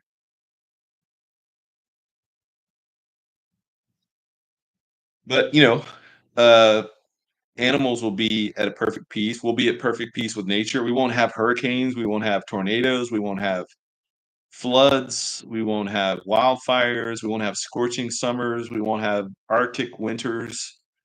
The world is going to run perfectly. Like today, here in Northwest Arkansas, going outside and there's a good breeze and it's not cold. It's like 70 degrees. I mean, it's beautiful. Like imagine that being like that all the time, you know? And for us that are coming out of this side of the second coming, we're coming, before the tribulation. We live in the world as the way it is today. For us, it's going to be an amazing time. I mean, we'll still be in our glorified forms and all that, but just to see the world flourishing and blossoming like we've never seen it before. That will be amazing for us to see that. There won't be litter anywhere, graffiti, trash, pollution. None of that stuff will exist. That will all be cleaned up. And the only problem is that you're going to have people that are born into the kingdom age who will know no, they won't know any different. That will be just the way it is. And unfortunately, I mean, I think that's why you think about like the church, right? How many Christians have existed since the church age began? I mean, we're talking, billions maybe. And we're all ruling and reigning with Christ. It seems like a lot overkill in a way, especially if you add in the tribulation saints and you add in Old Testament saints. It seems like there's way more of us than there are just natural people. But I think very quickly you're going to see that the world's population is going to just skyrocket because imagine if 8,000 people make it into the kingdom age. Well, look at it from just Noah and from Noah. Well, we know that the entire world came from Adam and Eve, from two people. Fast forward about 1656 years or 57 years. At the end of the Noahic flood, it's Noah and his wife. They're not having any more kids. I think Noah was what, like 5 or 600 years old at this point, but, like, his sons were still having kids, and obviously that's where the 70 nations come from. So from 3 pairs of from 3 couples, Shem, Ham, and Japheth and their wives, all of the population of the world is here today. And that is still given the fact that we have declining, uh, we only live so many years before there's only a small window of time when women are fertile enough to, produce the eggs and healthily in a healthy manner deliver a baby, right? At a certain age, a woman's not able to do that, I guess, after menopause. Now, imagine you don't hit menopause until you're like the year 4 or 500, maybe longer, 600. How many kids you could have in that time? And I'm also of the belief that the pain of childbirth is going to be removed. So a woman can have imagine being pregnant and having a child and it's not painful. And your body kind of goes back to the way it was before. No stretch marks, no nothing. You just go back to being the slim figure. Wait a couple years, have another kid. I mean, you could have. I mean, the world population is being massive, probably in the neighborhood of 20 billion. So by the time the end of the kingdom age comes to, you're looking at a world population of 20 plus billion people, and it's going to make the numbers that we mentioned before, whether we're talking about the church age saints, the tribulation saints, the Old Testament saints, we're going to be the minority again at that point. Based on there'll be more people born in the kingdom age that have never known anything other than that, um, than there will be those of us who lived in the world the way it was before.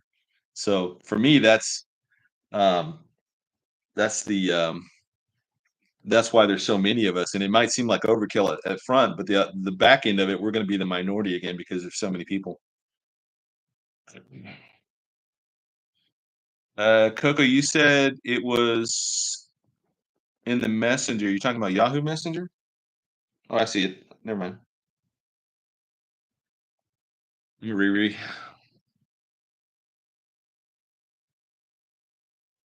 Okay, Allison said, ask, do you think it could be possible that when God destroys Gog, might be at the midpoint, chapter 11 might be when the Antichrist is killed and rises and takes credit for killing Gog, thus catapults his rise?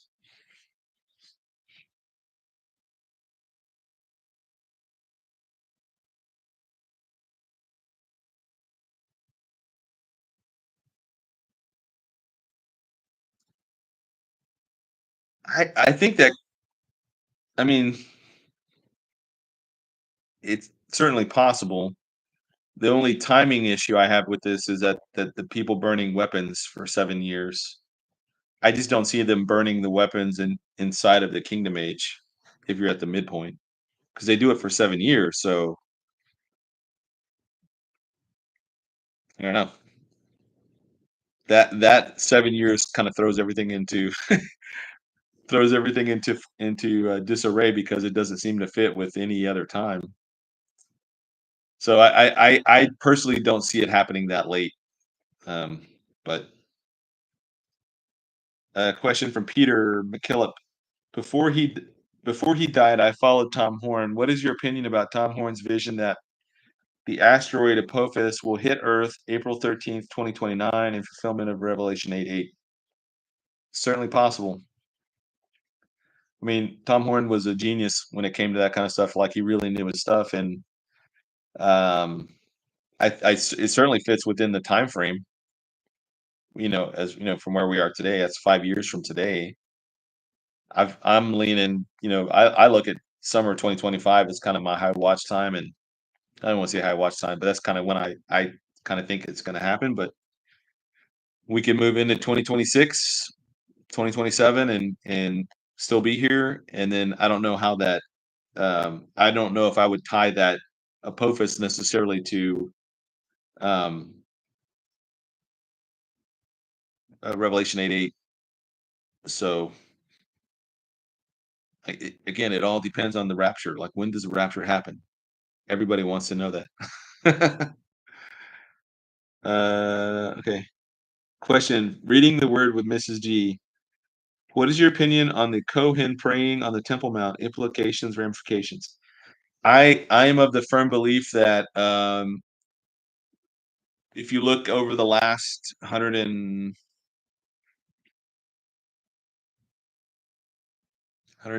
years, is that right? Yeah, going back to 1897 from Theodore Herzl going forward, that when we reached 70 years, when Trump moved the embassy from Tel Aviv to Jerusalem, he did it right at the 70th year mark.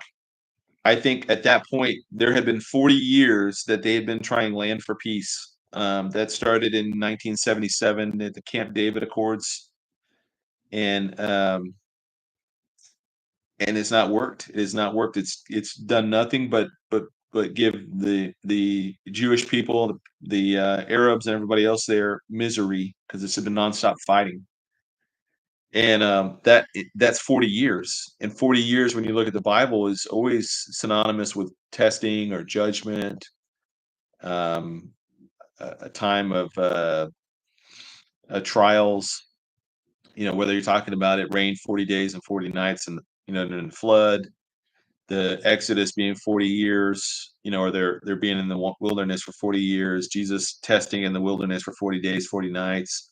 It just seems like the 40 years they've tried it and nothing worked. And that's why they went a new approach with it, and they separated out the Land for Peace initiative. That went into um, the deal of the century, and then the Abraham Accords was separate from that, and that was all about normalization. And that was Jared Kushner's initiative to normalize relationships between Israel and its Arab neighbors, in Egyptian as well. So,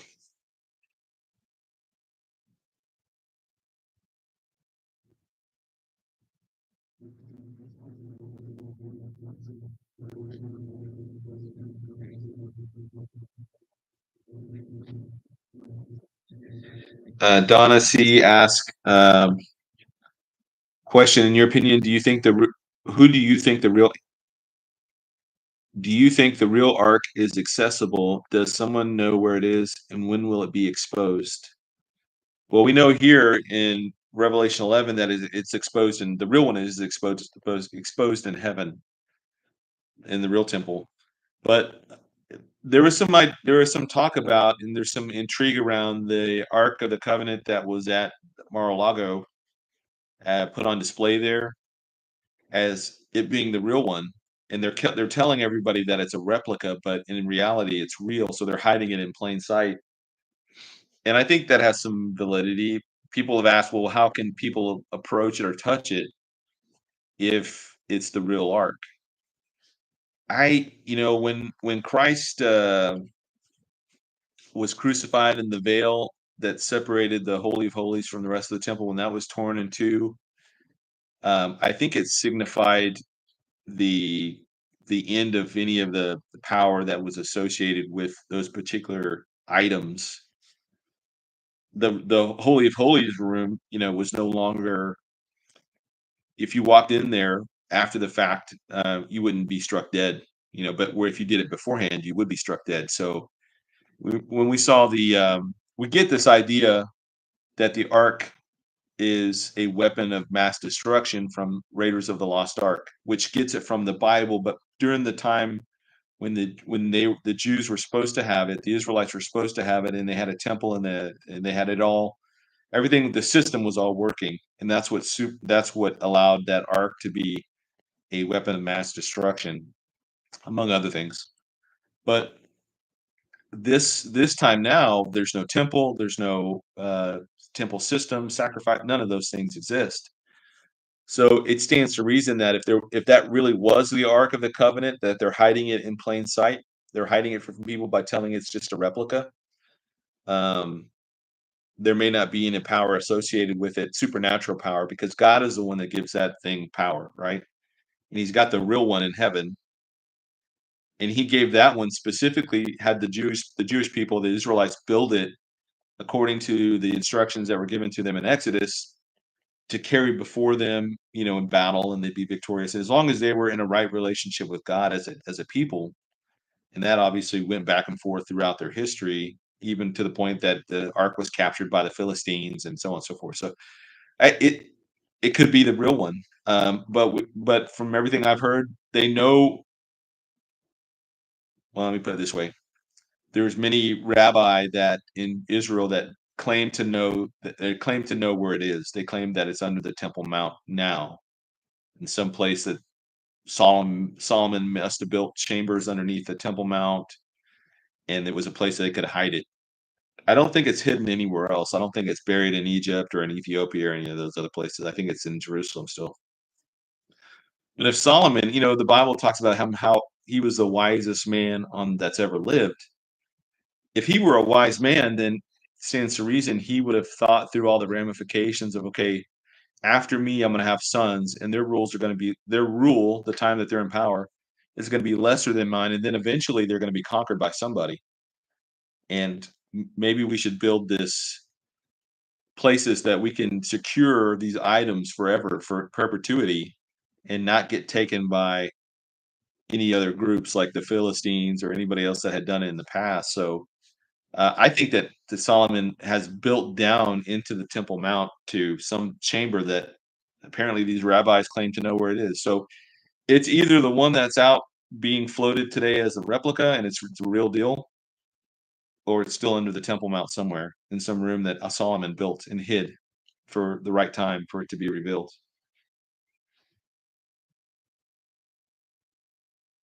I just see this because it's right in front of me. Did the children of Israel, the Jews, experience the plagues of Egypt back in Moses' day, or was it just Egypt? It was just Egypt, but in particular, the last one with regard to the angel of death.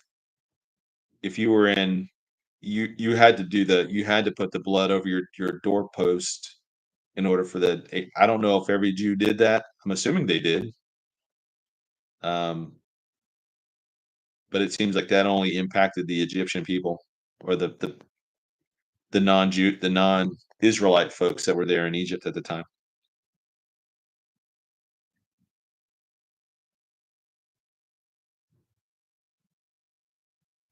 Asset Ministries question.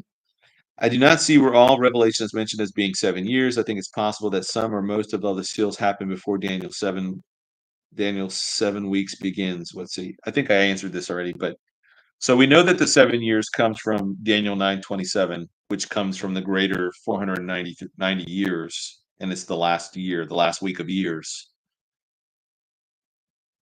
The reason that it gets so commonly tied in with the the seal judgments being the opening or so is with just the way that Revelation itself is structured. You have chapter 1, the things which John saw, chapters 2 and 3, which were the church age, and then after these things starts chapter 4, verse 1 and on. So there's a throne room scene, chapters 4 and 5.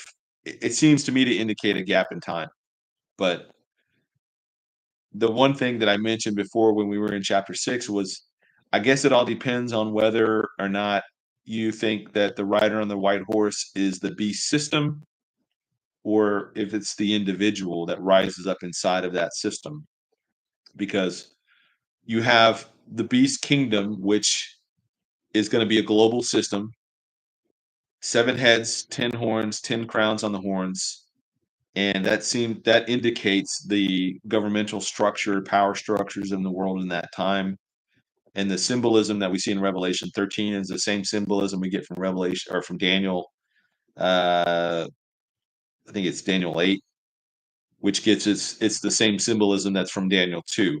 So Daniel 2 is the multi-metallic statue that Nebuchadnezzar saw.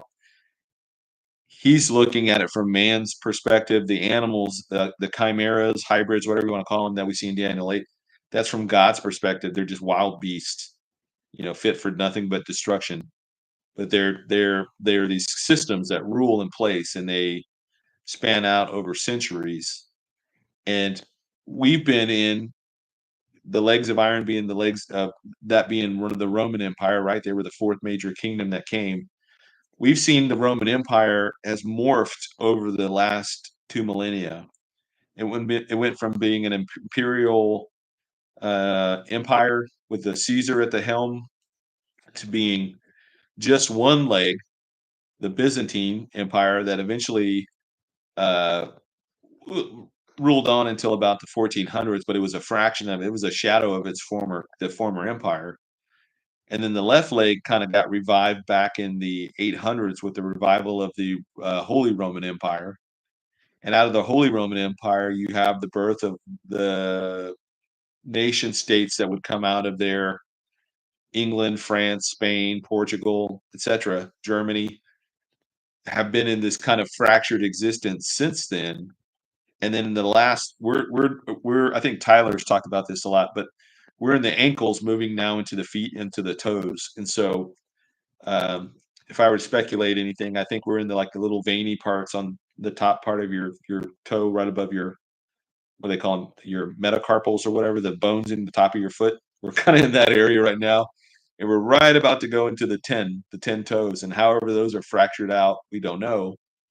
I tend to think they're like regions, and then the horns are the leaders of those regions, and then the crowns are the positions of authority. So they may be prime ministers, or they might be um, vassal kings of some kind that serve the overarching global structure. But we're probably like in the little mole, the little freckle right on the top of the foot, right before it moves into the toe.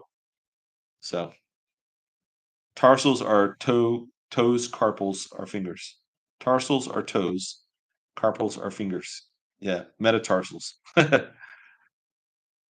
that go to the foot? Like if you have your foot here, right? Is that the bones on the top of your foot? Are that the tarsals, metatarsals? I don't know. I don't know anything about feet. I know to take care of your feet in the army, but other than that, I don't study feet. I don't have any idea how that would look. Okay.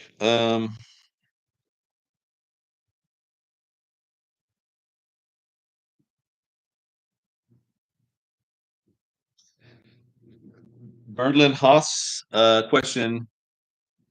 Don't you know questions are in Messenger? Lots of love. Yes, I do know.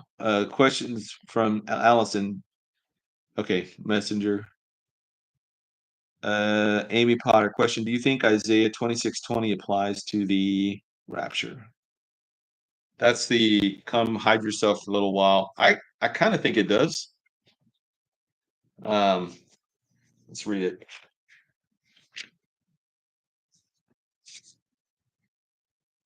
Isaiah 26:20.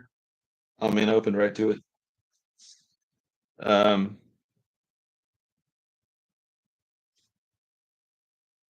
I'll start at 19. Your dead shall live together with my dead body, and they shall rise and awake and seeing you who dwell in dust. For your dew is like the dew of herbs, and the earth shall cast out the dead. Come, my people, enter your chambers and shut your doors behind you. Hide yourself, as it were, for a little moment until the indignation is past. For behold, the Lord comes out of his place to punish the inhabitants of the earth for their iniquity. And the earth will disclose her blood and will no more cover her slain. I think it does, honestly. I don't think that, well, obviously, Paul was given the task to reveal the mystery of the rapture, the mysterion. But Isaiah's writing something here that God gave him, right? He probably doesn't understand what it is that he's writing necessarily. Like he may have a hard time. He may be just thinking about the Jewish people because he wouldn't know who the church was, that the church was neither Jew nor Gentile, but we're now this new body of people, new creations of God because of Jesus' death, burial, and resurrection. So it just seems like it seems like an Old Testament foretelling, if I can say that, of the rapture, but without any of the surrounding context as to the five W's: who, what, when, where, why. Anybody reading this in Isaiah's day would not really have known what it was talking about, and they would have only thought about it in relation to the Jewish people, to the Israelites. So I do think it relates to that because the context of it kind of all flows together with it, but they would not have known what to do with it until the church would have come about, until Paul was given given the task to reveal the mystery of the rapture itself. And then we can look back and say, "Oh, yeah, that looks like that fits perfectly." And then we can go back and look at Enoch, and we can look at Elijah and other places where the raptures have happened.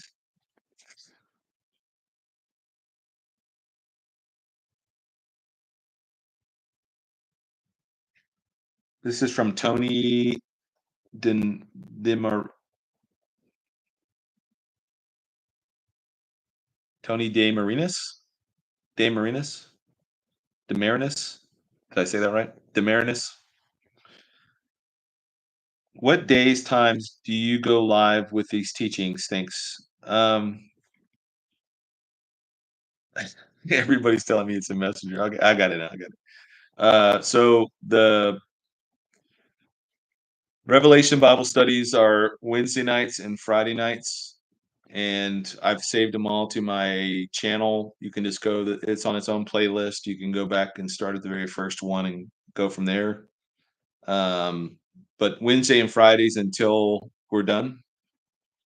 And now that I'm working kind of away from the family and stuff, and I don't have anything else to do but sit in my room and write and do videos and stuff.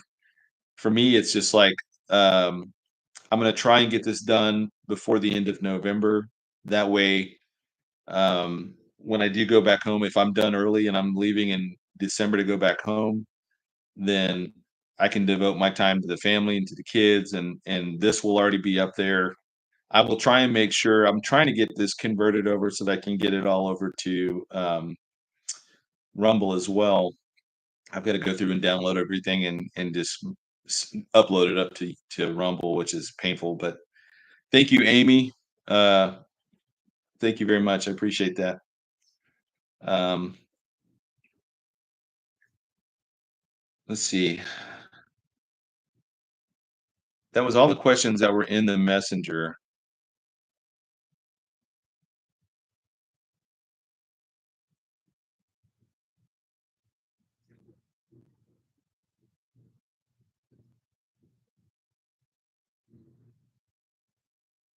I think that's it.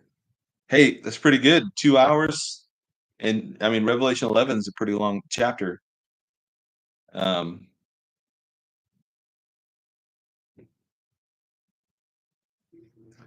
Michael King says, where'd it go?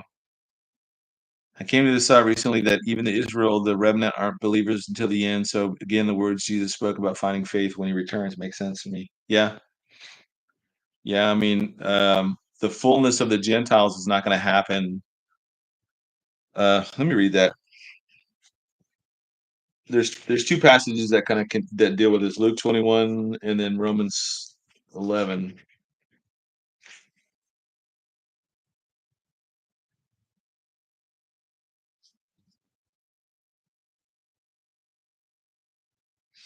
Now, when these things begin to happen, this is Luke 21:28. When these things begin to happen, look up and lift up your head because your redemption draws near. That's not it. Where is it? Oh, here it is. 21:24. And they will fall by the edge of the sword and be led away captive until all nations, and Jerusalem will be trampled by Gentiles until the times of the Gentiles are fulfilled. So the times of the Gentiles are not going to be fulfilled at the rapture. They're going to be fulfilled inside of the 70th week itself, because you're still going to have Gentiles trampling all over Jerusalem during the entirety of the 70th week. So I'm of the opinion that they even moved the United Nations or whatever that it's going to be called, the Beast headquarters. I think it's going to be located there in or right at the in Jerusalem somewhere, and maybe Bethlehem or something. But it'll be right there next to the holy city, and um, the Gentiles will dominate, still kind of trample most of Jerusalem. So something happens, and this may be that the deal with death or the deal with hell that Isaiah writes about, that the Jews enter into this covenant with death, and they're thinking they're going to get peace and security out of this, and it's just going to rain hell down on them. Which at the midpoint of the tribulation, it starts there at the midpoint because that's when the Antichrist desecrates the temple that's already standing. So that's why I think that the gap, and there's a little buffer on the front end of it that allows for things to take place, that sets the things in motion. The only thing that I can think that counters that is that the church age goes up to the very time of Gog Magog. Like rapture happens one day, Gog Magog happens the next day because of the rapture, and then that happens very quickly, and then boom, God supernaturally destroys all these armies, and then that gives the Jews finally the umph, the will to go in and rebuild their third temple. So it could have the longer. What I'm trying to say is the longer that the church is here on the earth, and we're pressing in time, we're pressing up against the boundaries or borders of the 70th week itself. The longer we're here, the longer, the shorter the gap is what I'm trying to say. The longer the church is here right now, the shorter the gap. But if we were taken out tomorrow, I still think that there's a good healthy time that could happen, that could transpire between the two events. And I believe that Jesus was crucified in 33 AD, and it drives some people crazy because they're like, well, no, he had to be 30 AD. That way there's 40 years exactly between the crucifixion and the destruction of Jerusalem. And I don't know. I just all the evidence I've seen seems to point to 33 AD. So uh, if you look at the destruction of Jerusalem, it didn't happen. I mean, it happened in 70 AD, but the siege on Jerusalem didn't happen. It had already started back in like 67 AD. It happened several years earlier. It was a progressive intensification of the Roman fortification around Jerusalem, and it was culminating in they were getting ready to siege the city, and then Emperor Nero dies. That throws the leadership there in Rome all into chaos, because now you've got four different guys trying to vie for the title of Caesar, and it ultimately ends up being Vespasian and his son. He hands his son the orders to go ahead and finish Jerusalem, since they had already had everything built up around there and they could siege the city. So that finally happened in 70 AD, but the city had been under siege for about 2.5 years at that point. So, all right. Whoop, sorry. Flipping, flipping slides. And these slides are all on my website under the Revelation page. And if you guys, I've changed some of the pictures on here. I've found some better art, created some better art. And there's a, there is most of the stuff should stay the same, but I wasn't happy with some of the art that I had before, so I went back and started messing with it again. Hey, and if in these all my art stuff's free, you guys, I make it, you guys can use it if you have your own little Bible studies. If you can't pull it off of the website or you don't know how to get it off there, just email me and say, hey, I'm looking for this picture. You did it with this presentation. Can I have that art? And I'll try and I need to figure out a way. It's hard to do it on my website to set up like art that you can click on, then it expands out in like its own like subsection, it's hard to do that because it doesn't want to like expand out. It just wants to like stay the same exact size that it is. And I'm not smart enough to figure out how to do that. But I think if you click on an inside of an article, if the image is on the inside of the article, it'll expand out to like the full screen. So, but let me know if you guys want any of this art. I'll figure out a way to make it accessible for you. I may have to do that on Discord, where I create just a page of just my art, and then you can go in and take it or use it for whatever. I'm in Decatur, Texas. I'm from Decatur, Texas. I've heard there's a lot of Decaturs. There's a Decatur, Georgia, Decatur, Illinois, Decatur, Alabama, Decatur, Texas. So apparently it's a popular name. Maranatha says, "Thank you for changing pictures, Pete." All right. Well, hey, good night. Oh, you want my Discord? It's on my website on the contact me or whatever, if you go to the actual website, not the app, but the actual website, and above the top of the website, there's tabs. It might be there seen on the tab, or it might be like you might have to click on more. But I think the contact me one has the stuff that had the instructions to get on Discord to get onto the channel. But if you can get onto Discord just in and of itself, just look up Rev 310. I think you should be able to find me that way. And I'm gonna, assuming that we finish Revelation in at the end of this month, which might be a little ambitious for me, but either way, I will. Even if we're not fully done by the end of the month, I will pre-record if there's like a chapter or two left over, if I have to, and if I'm already heading back home or whatever. I'll make sure that all of the chapters get in there, and then it'll just be saved on this playlist. So as long as I'm not, booted off YouTube, then it'll be there. So you can also download the videos too if you like. Um, I love to see your work and everything you do on the big screen. There's some folks, Brandy. I know some folks watch these videos on like their big screen TV. Does that count?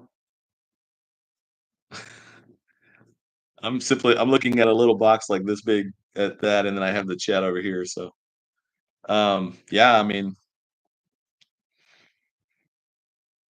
I don't know. I don't have a lot of fancy videos or any of that stuff. It's just I'm one guy. I make all my own art. I do my own videos. I have to figure this stuff out. I'm 50, trying to figure out all this new technology and new social media platforms, and um, write everything myself. And so I do what I can. I don't have a staff. I wish I had a staff with me, and then ghost writers, like Amir Sarfati. It's got people that will write books for him, and um, Tom Hughes. These guys all have staff that can do stuff. I don't know what all they do, but like it's just me. I'm the one man band guy. Kurt Reed, is he here? Brother Kurt. Yeah, I'm super excited about going to Ireland. We're going to Northern Ireland in March timeframe. It'll be myself and Pastor Kurt and Pastor Gary, obviously, is his church, and Lee Brainerd, and then there's another guy, Tony Brewer, I think is his name. I'm not very familiar with him, but um, Aldo said he just started a second ago on his channel. Oh yeah, hey, y'all go over to Kurt's as soon as you're done. I'll hang up here, and y'all go support Pastor Kurt. Hey, if you got to choose between me and a pastor of a church, man, I go to the pastor, because like they are that's their calling. That's God set them. I'm not a pastor. I'm a teacher. Um, Pastors, in my opinion, have far more responsibilities than I do. I'm not responsible for any of you guys. I mean, we pray in a kind of a disconnected sense. We pray together and we're a community, but like he's dealing with families in his church that are going through crisis. I mean, like he's got any pastor, whether it's Kurt or Billy Crone or Brandon House, or any of these guys have a lot of responsibility on their shoulders. So um, Jonathan Pennington says, where Kurt Reed. I don't know. Kurt Reed is, I'm blanking on the name of his channel. I think you could just look up Kurt Reed, and you should be able to find him. Thank you, Jules. You much appreciated. Good night, Gloria Minix. Tell Jack we said hi. And I'm gonna hang up for now. You guys, if you want to keep going on, let's all jump over to Pastor Kurt's channel, and go love bomb his channel. So thank you. I will see you guys tomorrow night. I won't see you, but please join us tomorrow night for the Halloween. I don't know what to call it, monsters episode or whatever, but it's gonna be fascinating, guys. The audio came in amazing. Everybody's, LA, Mondo, myself, Lee, Gary. It's it's going to be very fascinating for you guys and interesting for you guys to listen to. So I will be in the chat with you guys tomorrow night. Anyways, God bless you. I love you. Thinking about you guys all the time. Pray for me. Pray for each other, and let's just pray that the Lord comes sooner than we expect, and we'll revisit Revelation back on Friday night. I will pre-record it, but we'll be going through Revelation chapter 12. So, good night. God bless you.